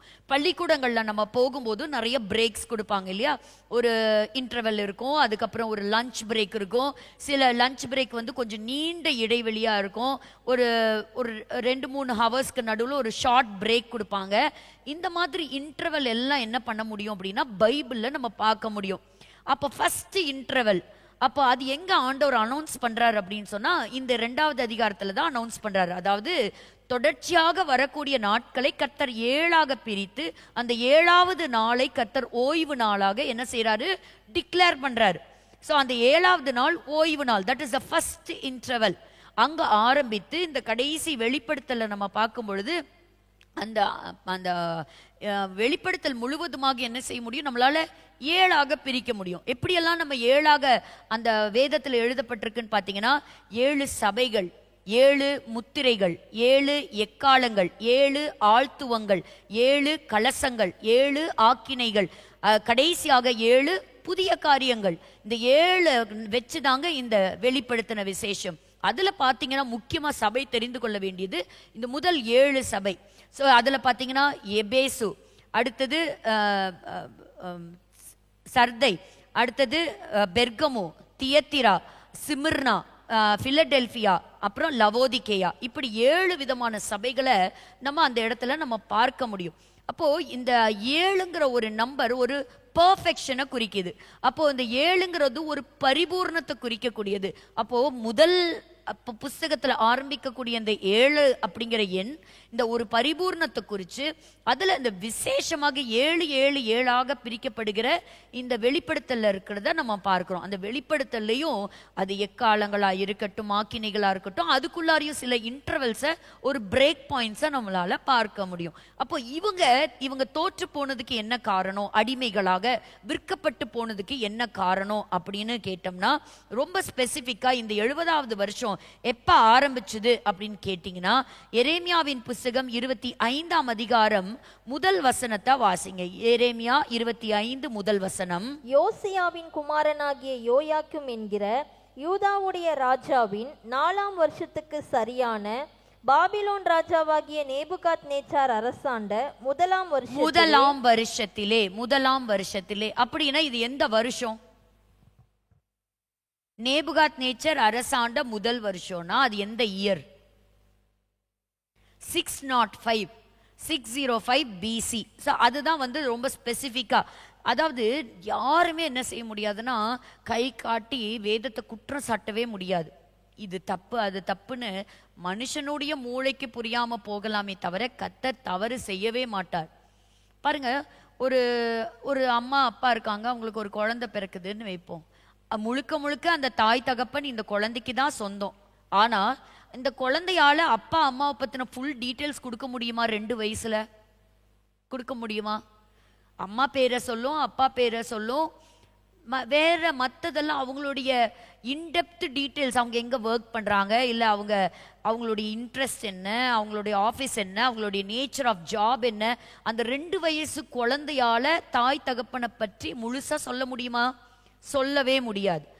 வளர வளர வளர வளரதான் அந்த தாய் தகப்பனை குறித்து புரிஞ்சிக்க முடியும். அதே போலதான் வசனம் சொல்லுகிறது, நம்மளுடைய உள்ளான மனுஷன் நாளுக்கு நாள் புதிதாக்கப்படணும். அப்படின்னா ஆண்டவரை அறிகிற அறிவை நம்ம வளர வளர வளர இந்த வேதத்தில் இருக்கக்கூடிய ரகசியங்களை கர்த்தர் நமக்கு அழகாக வெளிப்படுத்துகிறார். அப்போ இதுதான் அவங்களுடைய ஆரம்பம் அந்த டைம்ல. அப்ப பாத்தீங்கன்னா அநேக கடிதங்களை இவர் எழுதுகிறத நம்ம பார்க்க முடியும். அந்த கடிதங்களை பற்றியும் நம்ம வாசிப்போம். சரி, இதெல்லாம் ஒரு முடிவுக்கு வந்துதா? ஏன் இவங்க இந்த அடிமைத்தனத்துக்குள்ள போனாங்க? 2 நாளாகம புஸ்தகம் 36ஆம் அதிகாரம் 20-21. பட்டயத்திற்கு தப்பின மீதியானவர்களை அவன் பாபிலோனுக்கு சிறைப்பிடித்து போனான். பெர்சியா ராஜ்யபாரம் ஸ்தாபிக்கப்படும் மட்டும் அங்கே அவர்கள் அவனுக்கும் அவன் குமாரருக்கும் அடிமைகளாயிருந்தார்கள். கர்த்தர் எரேமியாவின் வாயினாலே சொன்ன வார்த்தை நிறைவேறும்படிக்கு தேசம் தன்னுடைய ஓய்வு வருஷங்களை ரம்மியமாய் அனுபவித்து தீரும் மட்டும். அப்போ தேசத்துக்கு ஏதோ ஒண்ணு இவங்க செய்ய தவறி போயிட்டாங்க. அப்போ தேசத்துக்கு ஒரு அதை என்ன செய்யணும்? அந்த தேசம் முழுவதுமா ஒரு பர்டிகுலர் வருஷத்துல அதை ஃப்ரீயா விடணும். எந்த அக்ரிகல்ச்சரல் ஒர்க்கும் அவங்க பண்ணாம என்ன செய்யணும்? தேசம் சும்மா கிடக்கணும். அப்போ தேசத்தை அப்படி வைக்கணுங்கிறது ஆண்டவர் கொடுத்த ஒரு கட்டளை. அந்த கட்டளை அவங்க என்ன செய்யல? அவங்க கடைப்பிடிக்கல. அந்த வசனத்துக்கு வருவோம். அப்போ இப்ப இந்த 70 வருஷங்கள் அவங்க இருந்தாங்க. இந்த 70 வருஷங்கள்ல இன்னொரு ஆதாரமான வசனங்களை நம்ம பார்க்கும்போது எரேமியா 29ஆம் அதிகாரம் 10வது வசனத்துல பாபிலோனிலே 70 வருஷம் நிறைவேறின பின்பு, பாருங்க 10வது வசனம், நிறைவேறின பின்பு. அப்போ ஒரு 70 இயர்ஸ் கம்ப்ளீஷனை பத்தி பேசியிருக்கு. அதே 29 முதல் வசனம் 4வது வசனம் எல்லாம் பார்த்தீங்கன்னா அந்த நாட்கள்ல புறப்பட்ட பிறகு பாருங்க, சிறைப்பட்டு போன பின்பு அனைவருக்கும் அறிவிக்கிறது என்ன அப்படின்னா, எரேமியா தீர்க்கதரிசி பாபிலோனுக்குள்ள போனதுக்கு அப்புறம் அவர் சில கடிதங்கள் எழுதுறாரு. அதான் 4வது வசனத்துல வாசிக்கிறோம். இஸ்ரவேலின் தேவனாகிய சேனைகளின் கர்த்தர் தாம் எருசலேமில் இருந்து பாபிலோனுக்கு சிறைப்பட்டு போக பண்ணின அனைவருக்கும் அறிவிக்கிறது என்னவென்றால், அப்படின்னா யோசிச்சு பார்க்கிறோம், இந்த தானியேலும் தானியேலுடைய நண்பர்களும் இந்த அளவுக்கு பரிசுத்தத்தை காத்துக்கிட்டாங்களே, எப்படி 70வது வருஷத்துல அவங்களுக்கு ஒரு விடுதலையின் வருஷம்ங்கிறத எப்படி தானியேல் கண்டுபிடிச்சார் அப்படின்னு சொன்னா, எரேமியா சிறைப்பட்டு போனதுக்கு பிற்பாடு என்ன செஞ்சாரு? கடிதங்களை எழுதினாரு. ஸோ இதெல்லாம் நமக்கு வேண்டிய ஒரு ஹிஸ்டரியை நம்ம படிக்கிறோங்க போது நமக்கு தெரிஞ்சு கொள்ள வேண்டிய ஒரு முக்கியமான இன்ஃபர்மேஷன். ஸோ அந்த நாட்களில் அந்த ஒரு காப்பியை ஆக்சஸ் பண்ணுறதுக்கு டேனியலுக்கு சில உரிமைகள் கொடுக்கப்பட்டிருக்கும். அதை எடுத்து அவர் தாகத்தோடு வாசிக்கும் போது கர்த்தர் அந்த காரியத்தை அவருக்கு வெளிப்படுத்தினார். அப்போ கிட்டத்தட்ட இப்போ நம்ம இந்த 2 நாளாகமம்ல நம்ம வாசிக்கிறோம், அவங்க அந்த தேசத்துக்கு கொடுக்க வேண்டிய அந்த காலகட்டங்கள்ல அந்த தேசம் என்னவா இல்லை, அந்த தேசம் ஒரு அமைதலுக்குள்ள போகல அப்படிங்கிறத நம்ம பார்க்கிறோம். அதே தான் நம்ம லேவியராகம புஸ்தகத்திலையும் வாசிக்க முடியும். அதற்கு முன்பாக இவங்க திரும்பி வந்தாங்களா அப்படிங்கிறத நம்ம பார்க்கலாம். பர்டிகுலர் வசனத்தை, இந்த வசனத்தை வாசிச்சுட்டு அங்க போயிடலாம். லேவியராகமம் 25 2வது வசனத்திலிருந்து. லேவியராகமம் 25:2 நீ இஸ்ரவேல் புத்திரரோட சொல்ல வேண்டியது என்னவென்றால், நான் உங்களுக்கு கொடுக்கும் தேசத்திலே நீங்கள் போய் சேர்ந்திருக்கும் போது தேசம் கர்த்தருக்கென்று ஓய்வு கொண்டாட வேண்டும். தேசம் கர்த்தருக்கென்று, மனுஷனுக்கென்று அல்ல, தேசம் கர்த்தருக்கென்று ஓய்வு கொண்டாட வேண்டும். 6 வருஷம் உன் வயலை விதைத்து. சோ 6 வருஷம் என்ன செய்யலாம்? உன்னுடைய நிலத்தை நீ உழுந்து நீ விதைய விதைக்கலாம், விளைச்சலை பார்க்கலாம், அறுவடை செய்யலாம். உன் திராட்சை தோட்டத்தை கிளை கழித்து அதன் பலனை சேர்ப்பாயாக. சேர்க்கணும். 7ஆம் வருஷத்திலோ, ஆனா 7வது வருஷத்துல கர்த்தருக்கென்று ஓய்ந்திருக்கும் ஓய்வு தேசத்திற்கு இருக்க வேண்டும். அப்போ இது யாருடைய கமாண்ட்மெண்ட்? ஆண்டவர் கொடுத்த கட்டளை. 7வது அந்த வருஷம் நீ எதையும் விளைச்சல் போகக்கூடாது. அது உன் வயல்ல விதைக்காமலும் உன் திராட்சை தோட்டத்தை கிளை கழிக்காமலும் தானாய் விளைந்து பயிரானதை அறுக்காம கிளை கழிக்காதே விட்ட திராட்சை செடியின் பழங்களை சேர்க்காமலும் இருப்பாயாக. தேசத்துக்கு அது ஓய்வு வருஷம். தேசத்திற்கு அது ஓய்வு வருஷம். அது மட்டும் இல்ல, அது அப்படியே தொடர்ந்து 7வது வசனத்துல வாசிக்கும் போது உன் நாட்டு மிருகத்துக்கும் உன் தேசத்தில் இருக்கிற காட்டு மிருகத்துக்கும் அதில் விளைந்திருப்பதெல்லாம் ஆகாரமாய் இருப்பதாக. ஸோ அதுலேருந்து நீ எதையும் பொறுக்கிட்டு என்ன செய்யக்கூடாது? வீட்டுக்கு மிச்சம் கடக்குன்னு எடுத்துட்டு வரக்கூடாது. 7th year it is the year of rest for the land. அப்போ நம்ம என்னெல்லாம் பார்த்தோம்? என் ஜனம், அப்போ ஆண்டவர் கொடுத்த அவருடைய நிலம், அந்த நிலத்துக்கு கர்த்தர் ஒரு கட்டளை கொடுக்கிறார். அது என்னது? 7வது வருஷம் ஓய்வு. இப்போ நம்மளும் இன்னைக்கு கர்த்தர் கொடுத்துருக்க அந்த ஓய்வு நாளை எப்படி ஆசரிக்கிறோங்கிறத ரொம்ப கவனமா இருக்கணும். அது ஆண்டவருக்கு சொந்தமான ஒரு நாள். அப்போ ஷாபத் அப்படின்னு நம்ம சொல்றோம். ஸோ அது அவங்க ஆசரிக்கவே இல்லை. எத்தனை வருஷம் ஆசரிக்கலன்னு கேட்டிங்கன்னா, அப்போ 490 வருஷம் அவங்க என்ன செய்யல? இந்த லேண்டை ஃப்ரீயாவே விடலை. அந்த லேண்டில் விளைச்சல் நடந்துக்கிட்டே இருக்கு. அப்போ இப்போ கர்த்தர் அப்போ எத்தனை வருஷம் அவங்க ஃப்ரீ விட்டுருக்கணும்? 490 years, 490 வருஷம் முடிஞ்சது. எத்தனை வருஷம் அவங்க வந்து நிலத்துக்கு ஒரு ஓய்வு கொடுத்துருந்துருக்கணும்? இப்போ 490 7ஆல் டிவைட் பண்ண எவ்வளோ கிடைக்கும்? 70. அப்போ 70 வருஷம் கர்த்தர் என்ன செஞ்சாரு? நீ ஓடிப்போ பாபிலோனுக்குன்னு சொல்லி அங்கே பாபிலோனில் கொண்டு போய் அவங்கள விட்டுட்டு 70 வருஷம் எருசலேமுக்கு கர்த்தர் என்ன செஞ்சிட்டாரு? ஒரு ஓய்வை கொடுத்துட்டார். அங்கே விளைச்சலும் இல்லை, ஒன்றும் இல்லை. நீ என்ன ஆண்டவருக்கு நீ செய்ய மறந்தையோ அதுக்கு ஈக்குவலான தண்டனையை யார் மேலே கொடுத்தாரு? ஜனங்கள் மேலே கொடுத்தாரு. அது அந்த தேசம் ஓய்ந்திருக்கட்டும் அப்படிங்கிறத தான் இந்த 2 நாளாகம புஸ்தகத்தில் நம்ம என்ன செஞ்சோம்? வாசிச்சோம். 36, 20, 21 ரீசன் அதில் எழுதப்பட்டிருக்கு. அவங்க தேசத்துக்கு கொடுக்க வேண்டிய ஓய்வு வருஷத்தை கொடுக்காததுனால கர்த்தர் அவர்களை நியாயம் தீர்த்தார். சரி, அவங்க 70 வருஷம் கழிச்சு திரும்பி வந்தாங்களா? திரும்பி வந்தாங்க. எஸ்ராவின் நாட்கள்ல திரும்பி வந்தாங்க. அப்போ எஸ்ராவின் புஸ்தகம் 1 அதிகாரம் 1 வசனத்தை வாசிக்கும் போது, பெர்ஷியாவின் ராஜாவாகிய கோரேஸ், இந்த கோரேஸ்ங்கிற ராஜா பிறக்கிறதுக்கு பல வருஷங்களுக்கு முன்பாகவே ஏசாயா தீர்க்கதரிசியின் மூலமாக கோரேஸ் அப்படின்னு சொல்லக்கூடிய ஒரு பெர்ஷிய நாட்டு மன்னன் பிறப்பான், அவன் ஆட்சி செய்வான் அப்படின்னு சொன்னார். அந்த வசனம் வரும்போது பெர்ஷியா ஒரு பிரபலமான நாடே கிடையாதுங்க. அப்போ ஆண்டவர் பாருங்க, எல்லாவற்றையும் முன்னறிந்த தேவன். அப்போ பெர்ஷியாவின் ராஜாவாகிய கோரேசின் ஆவியை எழுப்பினார். அப்போ அந்த காலகட்டங்கள்ல தான் அவங்க திரும்பி வந்தாங்க. அப்போ கோரேஸ் எந்த சமயத்துல ஆட்சியை கைப்பற்றார்? யார்கிட்ட இருந்து? பாபிலோன் தான் வல்லரசா இருக்கு. பாபிலோன் சாம்ராஜ்யம் விழுந்து போய் இந்த மேதிய பெர்ஷிய சாம்ராஜ்யம் வல்லரசா மாறுது. அது எந்த வருஷத்துல அப்படின்னு கேட்டீங்கன்னா 539 BC. 539 BC. ஸோ 605 இருந்து 539 வரைக்கும் என்ன நடக்குது? இவங்க அந்த டோட்டல் இயர்ஸை இப்போ கால்குலேட் பண்ணும்போது பார்த்தா சில கேள்விகள். அதாவது கரெக்டா கோரேஸ் வந்த 1வது வருஷத்துல, இப்ப பாருங்க, இப்ப நமக்கு என்ன சொல்லுவோம்? உங்க வயசு என்ன அப்படின்னு கேட்டா, இப்போ ஒரு வயசை சொல்லி அது ரன்னிங்னு சொல்ல மாட்டோம். அந்த வருஷம் முழுவதும் என்ன சொல்லுவோம்? அதே வயசை தான் சொல்லுவோம் இல்லையா? இப்போ ஃபர்ஸ்ட்னா ஃபர்ஸ்ட் பர்த்டே, ஃபர்ஸ்ட் 1 தான் சொல்லுவோம். அது 1 முடியும் போது தான் என்ன சொல்லுவோம்? 2ன்னு சொல்லுவோம். ஸோ அந்த மாதிரி இந்த கோரேஸ் ராஜா ஆட்சிக்கு வந்ததுக்கு பிற்பாடு அவர் எந்த டைம்ல ரொம்ப ஸ்பெசிஃபிக்கா இந்த சட்டத்தை கொண்டு வந்தாரு? அதாவது என்ன சட்டம் கொண்டு வந்தாருன்னா, அடிமைகளா இருந்து பல்வேறு நாடுகள்ல இருந்து பாபிலோனுக்கு சிறைப்பட்டு வந்த எல்லாரும் அவங்கவுங்க நாட்டுக்கு போங்க, எல்லாரும் அவங்கவுங்க தெய்வங்களை நீங்க வணங்குங்க அப்படின்னு சொல்லும்போது, இந்த இஸ்ரவேலர்களை யூதர்களையும் அவங்க சொந்த நாட்டுக்கு அனுப்புறாரு. அவர் அனுப்புறது மட்டுமல்ல, இந்த நேபுகாத் நேச்சார் அந்த தேவாலயத்துக்கு சொந்தமான எல்லா பொருட்களையும் இந்த பாபிலோன்ல வச்சிருந்தது எல்லாத்தையும் கோரேஸ் ராஜா பொறுப்பெடுத்ததுக்கு அப்புறம், ராஜாவானதுக்கு அப்புறம் எல்லாத்தையும் என்ன செய்யறாருன்னா திருப்பி கொடுக்கிறார். அப்போ நம்ம என்னெல்லாம் பண்ணணும்? இப்ப நான் சொல்றேன், எல்லாரும் ஊருக்கு போறோம் அப்படின்னோட இன்னைக்கே நடந்துருமா? அதுக்கான சில ப்ரிப்பரேஷன் ஒர்க் இருக்கும் இல்லையா? இன்னைக்கு இருக்கிற மாதிரி ஃப்ளைட்டோ காரோ ஒன்றும் கிடையாது. அப்போ எப்போ முதல்ல இந்த டிகிரி வந்தது, யூதர்கள் எத்தனை டைம் எடுத்துக்கிட்டாங்க ப்ரிப்பேர் ஆகிறதுக்கு, என்னெல்லாம் ப்ரிப்பேர் ஆகணும்? ஒருவேளை அவங்க அந்த இடத்துல இருக்கிற வீடு ஒருவேளை வாங்கியிருக்கலாம், இல்லை அந்த வீட்டை முதல்ல விற்கணும், அவங்க ஒரு பிஸ்னஸில் ஈடுபட்டு இருந்திருக்கலாம். அதெல்லாம் என்ன செய்யணும்? அதெல்லாத்தையும் அதுக்கு ஒரு செட்டில்மெண்ட் பண்ணணும்.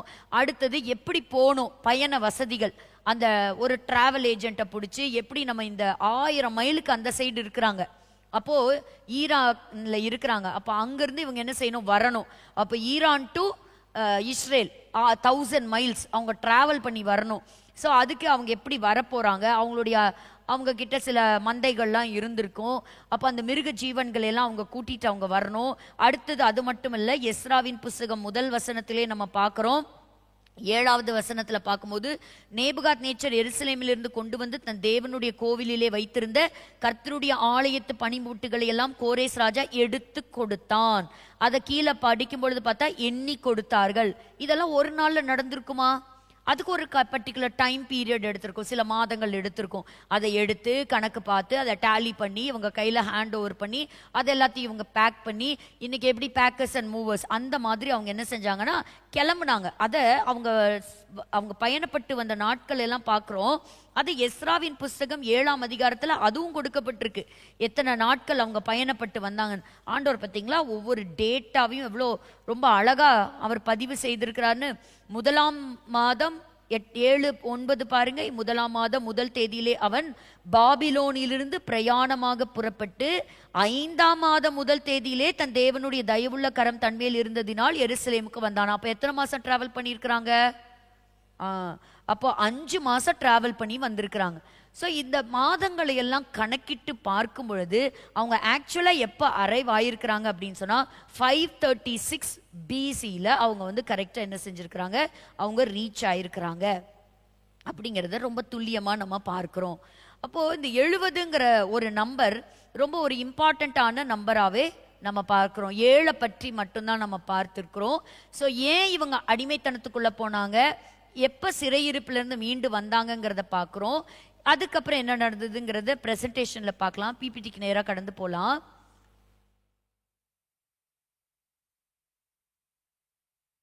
பாருங்க, இந்த ரைட் ஹேண்ட் சைடில் பார்க்குறீங்களா, இது பலமுறை நீங்கள்லாம் படிச்சிருப்பீங்க, நானும் இதில் டிஸ்பிளே கொடுத்துருக்குறேன்.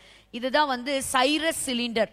ஸோ இந்த சிலிண்டரை கண்டுபிடிச்சாங்க. இந்த சிலிண்டரை கண்டுபிடிக்கும் போது தான் இதில் இருக்கிற கண்டென்ட்டை வந்து டெசிஃபை பண்ணும்போது கோரேஸ்ங்கிற ஒரு மன்னன் இருந்தான்ங்கிறதுக்கு ப்ரூஃபே வரலாறு தான். நம்மளுடைய பாட புஸ்தகத்திலேயே இருக்குது. சைரஸ் த கிரேட்னு படிக்கலாம். அப்போ சைரஸ் கிட்ட இருந்தாருங்கிறதுக்கு ஒரு மிகப்பெரிய ஆதாரம் இந்த சைரஸ் சிலிண்டர். ஸோ இந்த சிலிண்டர்ல மக்கள் நாடு திரும்பினாங்க. அவங்க போய் அவங்களுடைய தெய்வங்களை அவங்க திரும்ப சிலை வழிபாடுகளோ எதுவா இருந்தாலும் பண்ணலாம். ஆனா யூதர்களுக்கு என்ன கிடையாது? சிலை வழிபாடு கிடையாது. அதனால அவங்க வைத்திருந்த அவங்க தேவாலயத்துக்குரிய பொருட்களை எல்லாம் அவங்க எடுத்துட்டு போனாங்க. ஒன்று தாங்க நல்லது நடந்தது. என்ன செஞ்சாங்கன்னா, இந்த இஸ்ரவேலர்கள் திரும்பி வந்ததுக்கு அப்புறம் அவங்க பழைய தெய்வங்கள் கிட்ட போகல, பாகால் கிட்ட அஸ்தரோத் கிட்ட என்ன செய்யல, போகல. ஆனா அவங்க சமாதானத்தோட ஆண்டவரை கண்டுபிடிச்சுக்கிட்டாங்களா, புது உடன்படிக்கைக்குள்ள வந்தாங்களான்னு கேட்டா இல்லவே இல்லை. இதுதான் கோரேஸ் ராஜா. இன்னைக்கும் கோரேஸ் ராஜாவினுடைய அந்த டோம்பு அது வந்து ஈரான்ல இருக்குது, இன்னும் இருக்குது. அங்க போனா நம்ம பார்க்க முடியும். அடுத்தது இப்ப பல வருஷங்கள் தாண்டி 1948ல தான் இவங்களுக்கு தேசம் கிடைச்சது. இவ்வளோ பெரிய நீண்ட இடைவெளியில அவங்களுக்கு எருசலேமே கிடைக்கல. அப்போ கோரேஸ் ராஜா நாட்டுக்கு அனுப்பினாலும் அவங்கள போய் தனி கவர்மெண்ட் ஃபார்ம் பண்ண விடலை. இவங்க வந்து அந்த ராஜாக்கு கீழே தான் இருந்தாங்க. அதற்கப்புறம் கிரேக்கர்கள் வந்தாங்க, அதுக்கப்புறம் ரோமர்கள் வந்தாங்க, அப்படியே ஆட்சி காலம் முடிஞ்சிருச்சு. அதுக்கப்புறம் 1948ல தான் என்ன நடக்குதுன்னா, ஒரு பால்ஃபோர் டிக்ளரேஷன், வேர்ல்டு வார்லாம் வந்ததுக்கு அப்புறம் நாடு கிடைக்குது. இது 1917ல இது வந்து எழுதப்பட்ட பால்ஃபோர் டிக்ளரேஷன். ஸோ 2017 ஞாபகம் வச்சுக்கோங்க, 1917. எதுக்கு இதை சொல்கிறேன் அப்படின்னு சொன்னால், இந்த 70ங்கிறது எவ்வளோ இம்பார்ட்டண்ட் அப்படிங்கிறதுக்காக சொல்கிறேன். 1948 தான் இஸ்ரேல்னு ஒரு நாடே பிறந்தது. அப்போது முதல் பிரதமராக இருந்தவர் யாருன்னா டேவிட் பென்குரியன். கிட்டத்தட்ட 70 ஆண்டுகள் கழித்து 2018 அந்த சமயத்தில் தான் இந்த எருசலேம் தலைநகரமாக மாறினது. After 70 years, almost after nearly 70 years, அப்போதான் இவங்களுக்கு என்ன கிடைச்சது? எருசலேம் திரும்ப கிடைக்குது.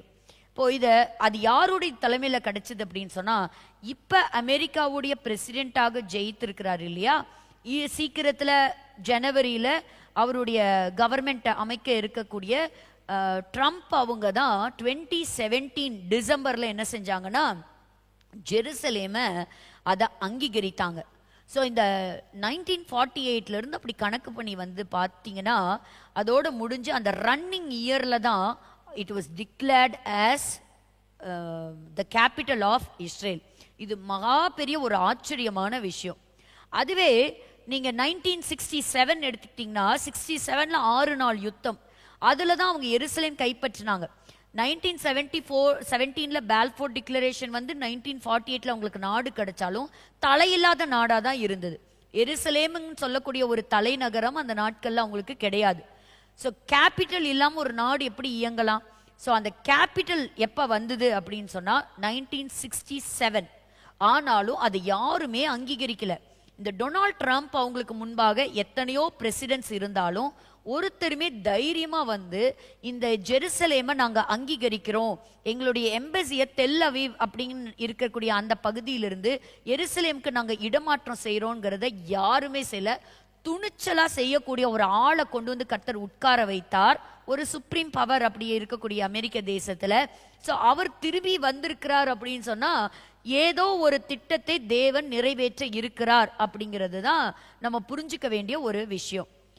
ஸோ இதெல்லாம் வந்து இதுக்கு முன்னாடி நம்ம இந்த கால்குலேஷன்லாம் பார்த்துருக்கோம். டைரக்டாக அடுத்த ஸ்லைடுக்கு போயிடலாம். இந்த பழைய வகுப்புகளில் இதெல்லாம் நம்ம பார்த்துருக்கோம், யாரெல்லாம் எத்தனை வருஷங்கள் அந்த தேசங்களை ஆட்சி செய்தாங்கன்னு. ஸோ இது எதுக்கு சொல்கிறேன், அதாவது எரேமியா தீர்க்க தரிசன புஸ்தகம் 24வது, டைரக்டாக அடுத்த ஸ்லைடுக்கு போறீங்களா?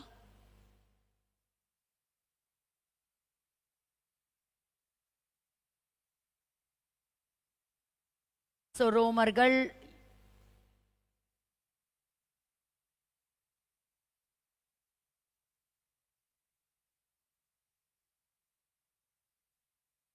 சரி, இப்போ டைரக்டாக நம்ம கரண்ட் நியூஸ்க்கு நம்ம வந்துடலாம். இப்போ உங்களுக்கு தெரிஞ்சிருக்கும் the importance of the number 70.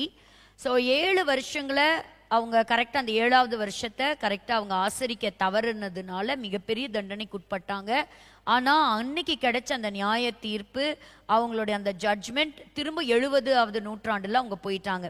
So இப்போ இதுக்கு நடுவில் என்ன நடந்ததுன்னா யுத்தம் ஆரம்பிச்சிருச்சு. அக்டோபர் 7ல இருந்து யுத்தம் அப்படிங்கிறது நமக்கு தெரியும்.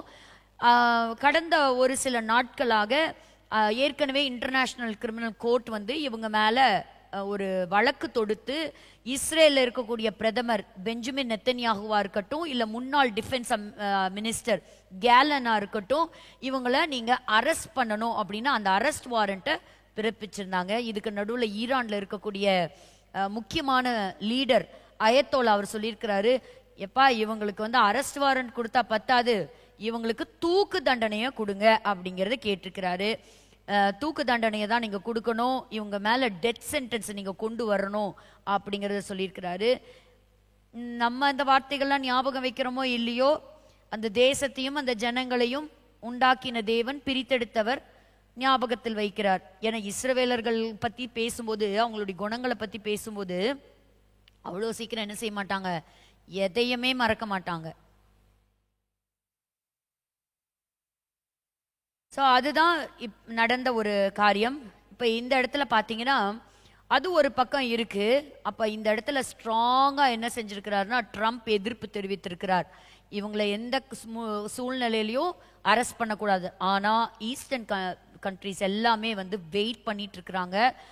எங்கள் நாட்டில் மட்டும் இந்த பெஞ்சமின் வந்து இறங்கினார்னா நாங்கள் அவரை அரெஸ்ட் பண்ணிடுவோம் அப்படிங்கிறதுல கங்கணம் கட்டிட்டு நிறையா நாடுகள் வெயிட் பண்ணிட்டு இருக்கு. ஆனால் அதுக்கு நடுவுல ஒரு சமாதான பேச்சுவார்த்தை, ஒரு யுத்தம் ஓய்ந்திருக்குங்கிறது ஒரு பயங்கரமான ஒரு ஆச்சரியமான செய்தி. கிட்டத்தட்ட 14 மாதங்களாக அயராது நடக்கக்கூடிய இந்த யுத்தம் ஒரு முடிவுக்கு வந்திருக்குது. யாருக்கு இடையில அப்படின்னு கேட்டிங்கன்னா, லெபனானுக்கும் இஸ்ரேலுக்கும் நடுவுல ஒரு சமாதானம் வந்திருக்கு. நான் தொடர்ச்சியாக சொல்லிட்டே இருந்தேன் என்னுடைய பதிவுகளில், நிச்சயமா இது ஒரு பெரிய யுத்தத்துக்கு போகாது, ஒரு சமாதானத்துக்குள்ள போற மாதிரி போயிட்டு கோகு மாகோகு யுத்தம் ஆரம்பிக்கும். இது கோகு மாகோகு யுத்தம் அல்ல. ரஷ்யாவோட ஈடுபாடு இருக்கிறது, ரஷ்யாவோட ஆயுதங்கள் கண்டுபிடிக்கப்பட்டிருந்தாலும் இப்ப நடந்துட்டு இருக்கிறது எல்லாமே ஒரு ஆரம்பம் தான். ஸோ பாருங்க, இஸ்ரேல் ஹெஸ்பல்லாவுடைய சீஸ் ஃபயர் இன்னைக்கு காத்தால, விடிய காத்தால 4 மணியிலிருந்து என்ன வந்திருக்கு அமலுக்கு அப்படின்னு சொன்னாக்கா, இந்த சீஸ் ஃபயர் ஒப்பந்தம், இனி நீயும் என்னை தாக்கக்கூடாது, நானும் உன்னை தாக்க மாட்டேன் அப்படின்னு சொல்லக்கூடிய ஒரு 6 months ஒரு சமாதானத்துக்குள்ள கடந்து வந்திருக்கிறாங்க.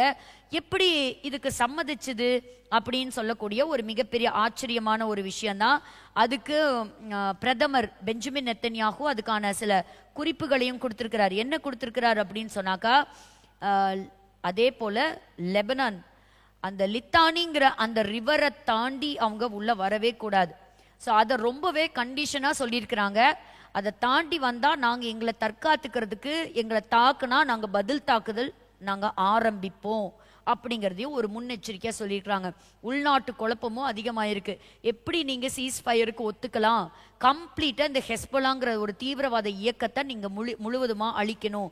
ஆனால் அதே சமயத்தில் பெஞ்சமின் நெத்தன்யாஹு வாக்கு கொடுத்திருக்கிறாரு, முழுசா நம்ம ஒரு விக்டரி எடுப்போம்.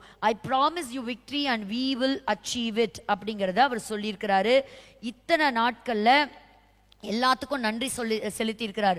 ஐடிஎஃப்க்கு, ஷின்பேத்துக்கு, மொசாடுக்கு, இஸ்ரேலி போலீஸ்க்கு, எல்லா இராணுவத்துக்கும் நன்றி சொல்லியிருக்கிறார். அவர் என்ன சொல்லியிருக்கிறார்னா, இனி நம்முடைய ஃபோக்கஸ் பிணை கைதிகளாக இருக்கிறாங்க. கிட்டத்தட்ட 154 பிணை கைதிகளை மீட்டு கொண்டு வந்துட்டாங்க. இன்னும் பிணை கைதிகள் காசா பகுதிகளில் இருக்கிறாங்க. அதை ஃபோக்கஸ் பண்ண போகிறோம். அடுத்த டார்கெட் ஈரான் அப்படின்னு சொல்லியிருக்கிறாங்க. ஸோ இந்த இடத்துல பார்த்தீங்கன்னா, இப்போ ஈரானுக்கு சப்போர்ட், பயங்கரமான சப்போர்ட் ரஷ்யா. ஆனால் ரஷ்யா இப்போ இந்த சமயத்தில் உக்ரைனுக்கு நிறைய ஆயுதங்களை கிராண்ட் பண்ணதுனால, அமெரிக்கா கொடுத்ததுனால, அங்கே ஒரு பயங்கரமான ஆயுதங்களை யூஸ் பண்ணி போர் தீவிரம் அடைஞ்சிருக்கிறதுனால ஒருவேளை இதில் கான்சென்ட்ரேட் பண்ண டைம் இல்லாமல் போச்சு. இதெல்லாம் படிக்கும்போது எனக்கு ஒரு சம்பவம் ஞாபகம் வந்தது. ஒரு விசை தாவீதை தேடிக்கிட்டே சவுல் வருவார். சவுல் அந்த முற்றிலுமா அந்த மலைப்பகுதியே சூழ்ந்துக்குவார். அப்போ இனி தாவீது நினைப்பாரு, ஐயோ இனி தப்பிக்கவே முடியாது அப்படின்னு நினைக்கிற கீஸ் வனாந்திரமா, அந்த வனாந்திரத்தில் அவர் இருக்கும் பொழுது அப்போ என்ன செய்வார்னா, ஒருத்தன் சொல்லுவான் சவுல் கிட்ட, நீ வா நம்ம நாட்டு மேலே ஒருத்தன் படையெடுத்து வரான். அந்த கான்சன்ட்ரேஷன் டைவர்ட் ஆகி அவர் என்ன பண்ணிடுவார், போயிடுவார். அந்த மாதிரி ஒரு தற்காலிகமாக ரஷ்யா என்ன செஞ்சிருக்குன்னா, அதோடைய கவனத்தை கர்த்தர் எங்கேயோ சிதற வைத்திருக்கிறார், வேற பக்கத்தில் திருப்பி இருக்கிறார். ஏன்னா இந்த யுத்தத்துக்கான டைம் இன்னும் வரல அப்படிங்கிறது தான் நம்ம சொல்லணும். பிரசன்டேஷனை பாருங்க, இது அவங்களுக்குள்ள நடந்த அந்த பேச்சுவார்த்தைகள். ஸோ அவர் சொல்லியிருக்கிறார், ஈரானில் முக்கியமான பல இடங்களில் நம்ம தாக்குதல் நடத்தி நம்ம அதை அழிச்சிருக்கிறோம். இனிமேல் ஹமாஸ் ஒரு தீவிரவாத இயக்கமாக தனியாக எழும்பவே முடியாது. அதில் இருக்கக்கூடிய மிக முக்கியமான தீவிரவாத தலைவர்கள் எல்லாருமே அழிக்கப்பட்டிருக்கிறாங்க, எலிமினேட் செய்யப்பட்டிருக்கிறாங்க. அநேக அண்டர் கிரவுண்ட் டனல்ஸ் எல்லாமே இயங்க முடியாதபடி சீல் பண்ணியிருக்கிறாங்க, கண்டுபிடிச்சு அழிச்சிருக்கிறாங்க. அதே போல ஏமன்ல இருக்கிற ஹூத்தீஸையும் கண்ட்ரோலுக்கு கொண்டு வந்திருக்கிறாங்க. அது சீரியா மற்றும் அந்த லெபனான்ல இருக்கக்கூடிய ஹெஸ்போலா எல்லாத்தையுமே ஆல்மோஸ்ட் இந்த குட்டி நாடு தன்னோட கைக்குள்ள அடக்கி கொண்டு வந்துருச்சுன்னா பாருங்களேன், ரொம்ப ஆச்சரியம். 14 மாதங்கள் தொடர்ந்து காணப்பட்ட இந்த யுத்தம் ஒரு பீஸ் முடிஞ்சிருக்கு, ஒரு தற்காலிகமாக அப்படி முடிஞ்சிருக்குங்கிறது ரொம்ப ஆச்சரியமா தான் இருக்கு. இது பொறுத்திருந்து தான் பார்க்கணும். ஏன்னா ஒரு பிளான் இல்லாமல் இதை கண்டிப்பா செஞ்சிருக்க மாட்டாங்க. ஸோ 1701 அப்படின்னு சொல்லக்கூடிய அந்த கவுன்சில் ரெசல்யூஷன் படி லித்தானி அப்படின்னு சொல்லக்கூடிய அந்த ஒரு அருவி, அந்த அருவியிலிருந்து தான் அவங்களுடைய பார்டர். ஸோ இதை கண்ட்ரோல் எடுத்துட்டாங்கன்னா, இந்த northern part of the Israel இருக்கக்கூடிய மக்கள் குடிபெயர்ந்து சொந்த நாட்டிலே அகதிகள் போல இருக்காங்க பாருங்க, அவங்கெல்லாம் அவங்களுடைய சொந்த வீடுகளுக்கு திரும்புவதற்கான வாய்ப்புகள் வரும். அந்த இடத்துக்குள்ள ஒரு சமாதானம் வரும் என்று சொல்லி எதிர்பார்க்கப்படுகிறது. ஒரு சின்ன வீடியோ கிளிப்பிங் பார்க்கலாம். எர்மோன் மலை பற்றியும் இந்த லித்தானி ரிவரையும் நீங்க பாருங்க எப்படி இருக்குங்கிறது உங்களோட பார்வைக்காக ஒரு சின்ன வீடியோ. இதுதான் இந்த லித்தானி ரிவர்.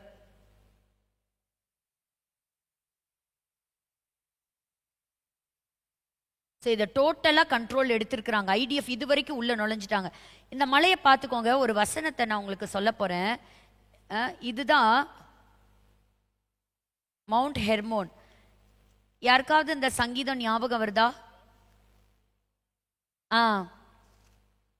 பாருங்க, இதை பார்க்கவே நம்ம ஒரு வசனம் வாசிச்சிடலாம்.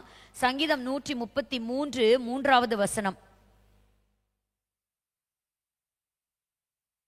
எர்மோன் மேலும் சீயோன் பர்வதங்கள் மேலும் இறங்கும் பனிக்கும் ஒப்பாயிருக்கிறது. இங்க பாருங்க, நீங்க பாக்குறதெல்லாம் பனி. பனி வந்து அப்படியே இறங்கி இருக்கு, மூடி இருக்கு. வசனம் எவ்வளவு அழகா இங்க பாருங்க. இங்க வசனத்தை வாசிக்கிறோம். பல 1000 வருஷங்களுக்கு முன்பாக எழுதப்பட்ட இந்த வசனத்தை இந்த 2024 கண் கூட பார்க்கிறோம். எர்மோன் அப்படின்னு சொல்லக்கூடிய இந்த மலைப்பகுதி இப்போ அப்படிப்பட்ட பனியினால நிரம்பி இருக்கான். எவ்வளவு ஆச்சரியமா இருக்கு பாருங்க. பனி இறங்குவது போல தேவனுடைய பரிசுத்த ஆவி இறங்கும் அப்படிங்கிறத நம்ம பார்க்கிறோம். சரி, இந்த பிரசன்டேஷனுக்கு நேரா நம்ம கடந்து போவோம்.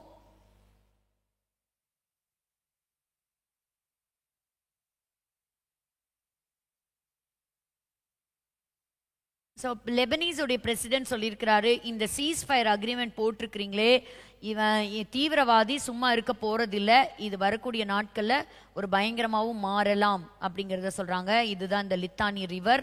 ஐடிஎஃப் அதாவது இஸ்ரேல் ராணுவம் கைப்பற்றி அந்த இடத்த எடுத்திருக்கிறாங்க. அதே சமயத்தில் ஒரு துக்கமான விஷயம் என்ன அப்படின்னு கேட்டிங்கன்னா, ரபாய் கோகனை இவர் காணாமல் போயிருந்தார். கடைசியில் கண்டுபிடிக்கும் போது கொலை செய்யப்பட்டிருக்கிறார். அது கொலை செய்தவங்களையும் அரெஸ்ட் பண்ணியிருக்கிறாங்க. ஒமான்ல வைத்து அவங்க அரெஸ்ட் பண்ணியிருக்கிறாங்க. ரஷ்யாவுக்கு இன்னைக்கு படைக்கு ஆட்கள் தேவை. அதனால ஏமன் நாட்டில இருந்து சில ஆட்கள் அங்க போயிருக்கிறாங்க. இப்போ நம்ம எல்லாத்துக்கும் தெரியும், இஸ்ரேலுக்கு அகெயின்ஸ்டா யார் வேலை செய்யறா? ஏமன். ஆனா ஏமன் இப்ப யாருக்கு நண்பனா இருக்கா? ரஷ்யாவுக்கு. இதுதான் அந்த எர்மோன் மலை, மவுண்ட் ஹெர்மன். ஸோ வசனங்கள்ல அந்த மலை, பனி, அந்த நேச்சரை பத்தி சொன்னது கூட எவ்வளவு அழகான ஒரு விஷயமா இருக்குன்னு பாருங்க. ஆனா இவர் முகமது அப்படிங்கிறவரெல்லாம் சொல்லியிருக்கிறாரு, பாருங்க நீங்க நினைச்சே பார்க்க முடியாத அளவுக்கு ஈரான் வந்து தாக்கி சியோனியர்களை இல்லாம பண்ண போறாங்களாம். அந்த மாதிரி ஒரு இதையும் சொல்லியிருக்கிறாரு. ஸோ ரஷ்யா வந்து அதே சமயத்துல தன்னுடைய ஃபைட்டர் ஜெட்டை ஈரானுக்கு கொடுத்துருக்குது.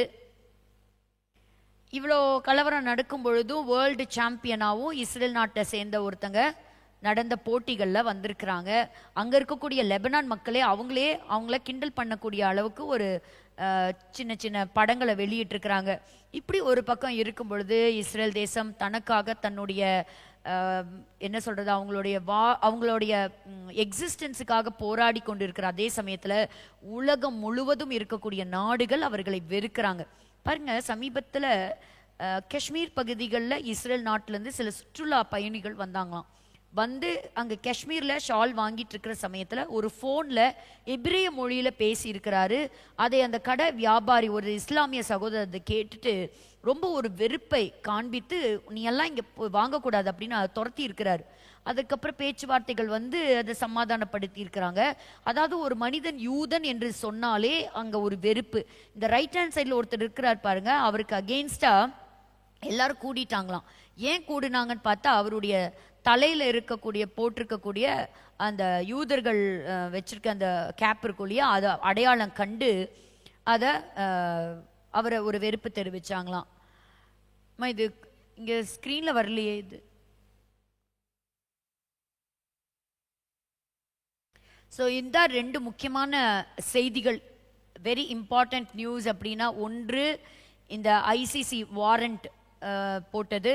இப்போ அதோடைய கேஸை கம்ப்ளீட்டாக வந்து க்ளோஸ் பண்ணுறதுக்காக வந்து ட்ரம்ப் அவங்க ஒரு எச்சரிப்பு கொடுத்துருக்குறாங்க. ரெண்டாவது, இன்னைக்கு நடந்த ஒரு பீஸ் டாக், அதாவது லெபனானுக்கும் இதுக்கும். அப்போ காசால யுத்தம் நடக்குமானா பிணை கைதிகளை மீட்கிற வரைக்கும் நம்ம அங்கே வந்து எதையுமே சொல்ல முடியாது. அதே போல் பாருங்க, ஜோரான் மதான் நியூயார்க்லங்க அவங்க சொல்லியிருக்கிறாங்க பாருங்க, அந்த பிரைம் மினிஸ்டர் நெத்தன்யாகு வந்தாங்கன்னா நாங்கள் அவரை அரெஸ்ட் பண்ணுவோம். ஒரு நாள் வரும், இந்த வார்த்தையை நீங்கள் ஞாபகம் வச்சுக்கோங்க, அன்னைக்கு அமெரிக்காவால் கூட இஸ்ரேலுக்கு துணையாக வந்து நிற்கவே முடியாது. எந்த தேசமும் துணையாக நிற்க முடியாத ஒரு காலகட்டங்கள் வரும். அது அதிசீக்கிரத்தில் வரும். ஆன்டை செமிட்டிசம்ங்கிறது இப்பவே தலைவிரிச்சு ஆடுகிறத நம்ம பார்க்குறோம். கிட்டத்தட்ட பாருங்க, இதுக்கு நடுவில் 20க்கும் மேற்பட்ட பில்டிங் கம்ப்ளீட்டாக டிஸ்ட்ராய் ஆயிருக்கு. அநேகர் மாஸ் இவாக்குவேஷன் நடந்திருக்கு. அதாவது அநேகர் பார்த்தீங்கன்னா லெபனான்லேருந்து குடிபெயர்ந்து மற்ற இடங்களுக்கு அவங்க போயிருக்கிறாங்க.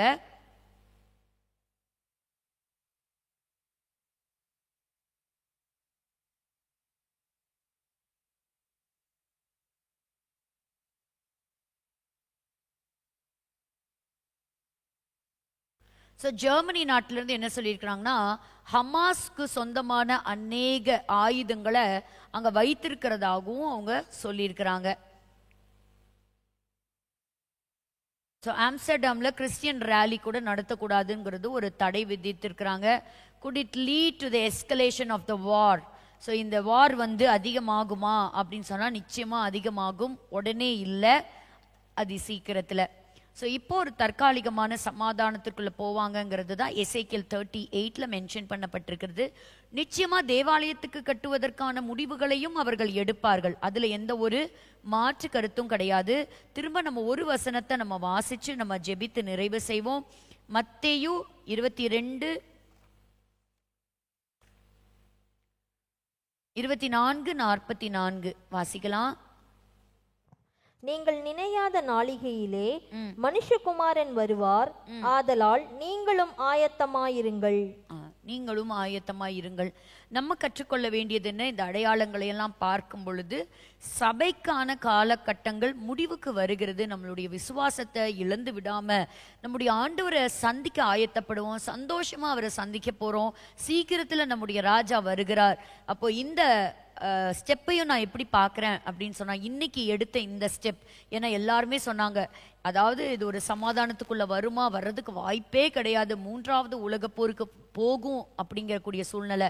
நிச்சயமாய் ஒரு யுத்தம் வரும், அதில் கர்த்தர் இறங்கி இஸ்ரேல் தேசத்தை தப்புவிப்பார். அதற்கு முன்பாக அவர்கள் ஒரு தற்காலிகமான ஒரு சமாதானத்துக்குள்ளே வருவாங்க. எப்படி ஒரு அடிப்பட்ட பாம்பு சும்மா இருக்காதோ, ஈரான் தான் முழுக்க முழுக்க ஒரு it is the evil of all the other nations அப்படின்னு சொல்லலாம். ப்ராக்சியை வச்சு இத்தனை நாள் அவங்க சண்டை யுத்தங்களை நடத்தினாங்க. இப்போ அந்த பக்கத்தில் இருக்கக்கூடிய ப்ராக்சிகள்லாம் அழிஞ்சிட்டாங்க.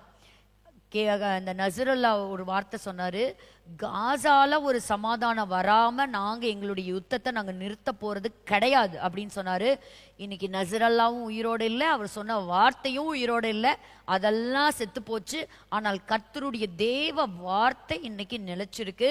இன்னைக்கு வரைக்கும் அந்த தேசம் பல ஆயுதங்கள் அவங்க மேல விழுந்தாலும் ஒன்று சேதப்படுத்தாதபடி காத்து கொண்டிருக்கிறார். இந்த 70 ஆண்டு காலங்களில் கர்த்தர் ஒரு பெரிய அதிசயத்தை செய்ததை பார்க்கிறோம். அதே போல பெலத்தின் மிகுதியால் 80 வருஷம். ஸோ 70 தாண்டி அவங்க போய்கிட்டு இருக்கிறாங்க. இன்னும் குறுகிய வருஷத்துக்குள்ள ஒரு பெரிய மாற்றத்தை நிச்சயமா நம்ம பார்க்கத்தான் போறோம். கர்த்தருடைய நாமம் மகிமை அடையும். நம்ம கண்களை மூடி நம்ம ஜெபித்து நிறைவு செய்வோம். எங்களை நேசிக்கிற நல்ல தகப்பனே, இந்த நாளிலும் உம்முடைய தீர்க்க தரிசன வார்த்தைகள் ஆண்டவரே, அது நாட்களிலே மாதங்களிலே துல்லியமாக நிறைவேறி கொண்டு வருகிறது என்பதை நாங்கள் ஆராய்ந்து ஆண்டவரே, இன்றைக்கு நாங்கள் கண்ணால பார்த்த சில சம்பவங்கள் மூலமாக நாங்கள் பார்த்து உம்முடைய நாமத்தை நாங்கள் ஸ்தோத்தரிக்கிறோம். வேதத்தில் எழுதப்பட்ட ஒவ்வொரு வார்த்தைகளும் அது சத்திய வார்த்தைகள் ஆண்டவரே. அந்தந்த காலத்திற்கென்று தேவன் குறித்து வைத்திருக்கிற சகலமும் நேர்த்தியாக ஆண்டவரே அப்ப அது நிறைவேறுகிறதை நாங்கள் பார்த்து உம்முடைய நாமத்தை நாங்கள் ஸ்தோத்தரிக்கிறோம்.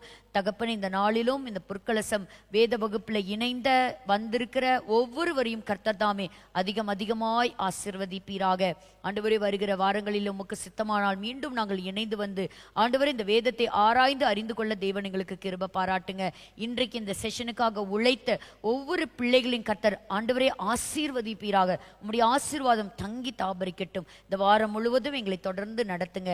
இரட்சகராம் இயேசு கிறிஸ்துவின் மூலம் ஜெபம் கேட்கிறோம் எங்கள் ஜீவனுள்ள நல்ல பிதாவே, ஆமீன் ஆமீன். எல்லாரும் சேர்ந்து சொல்லலாம்.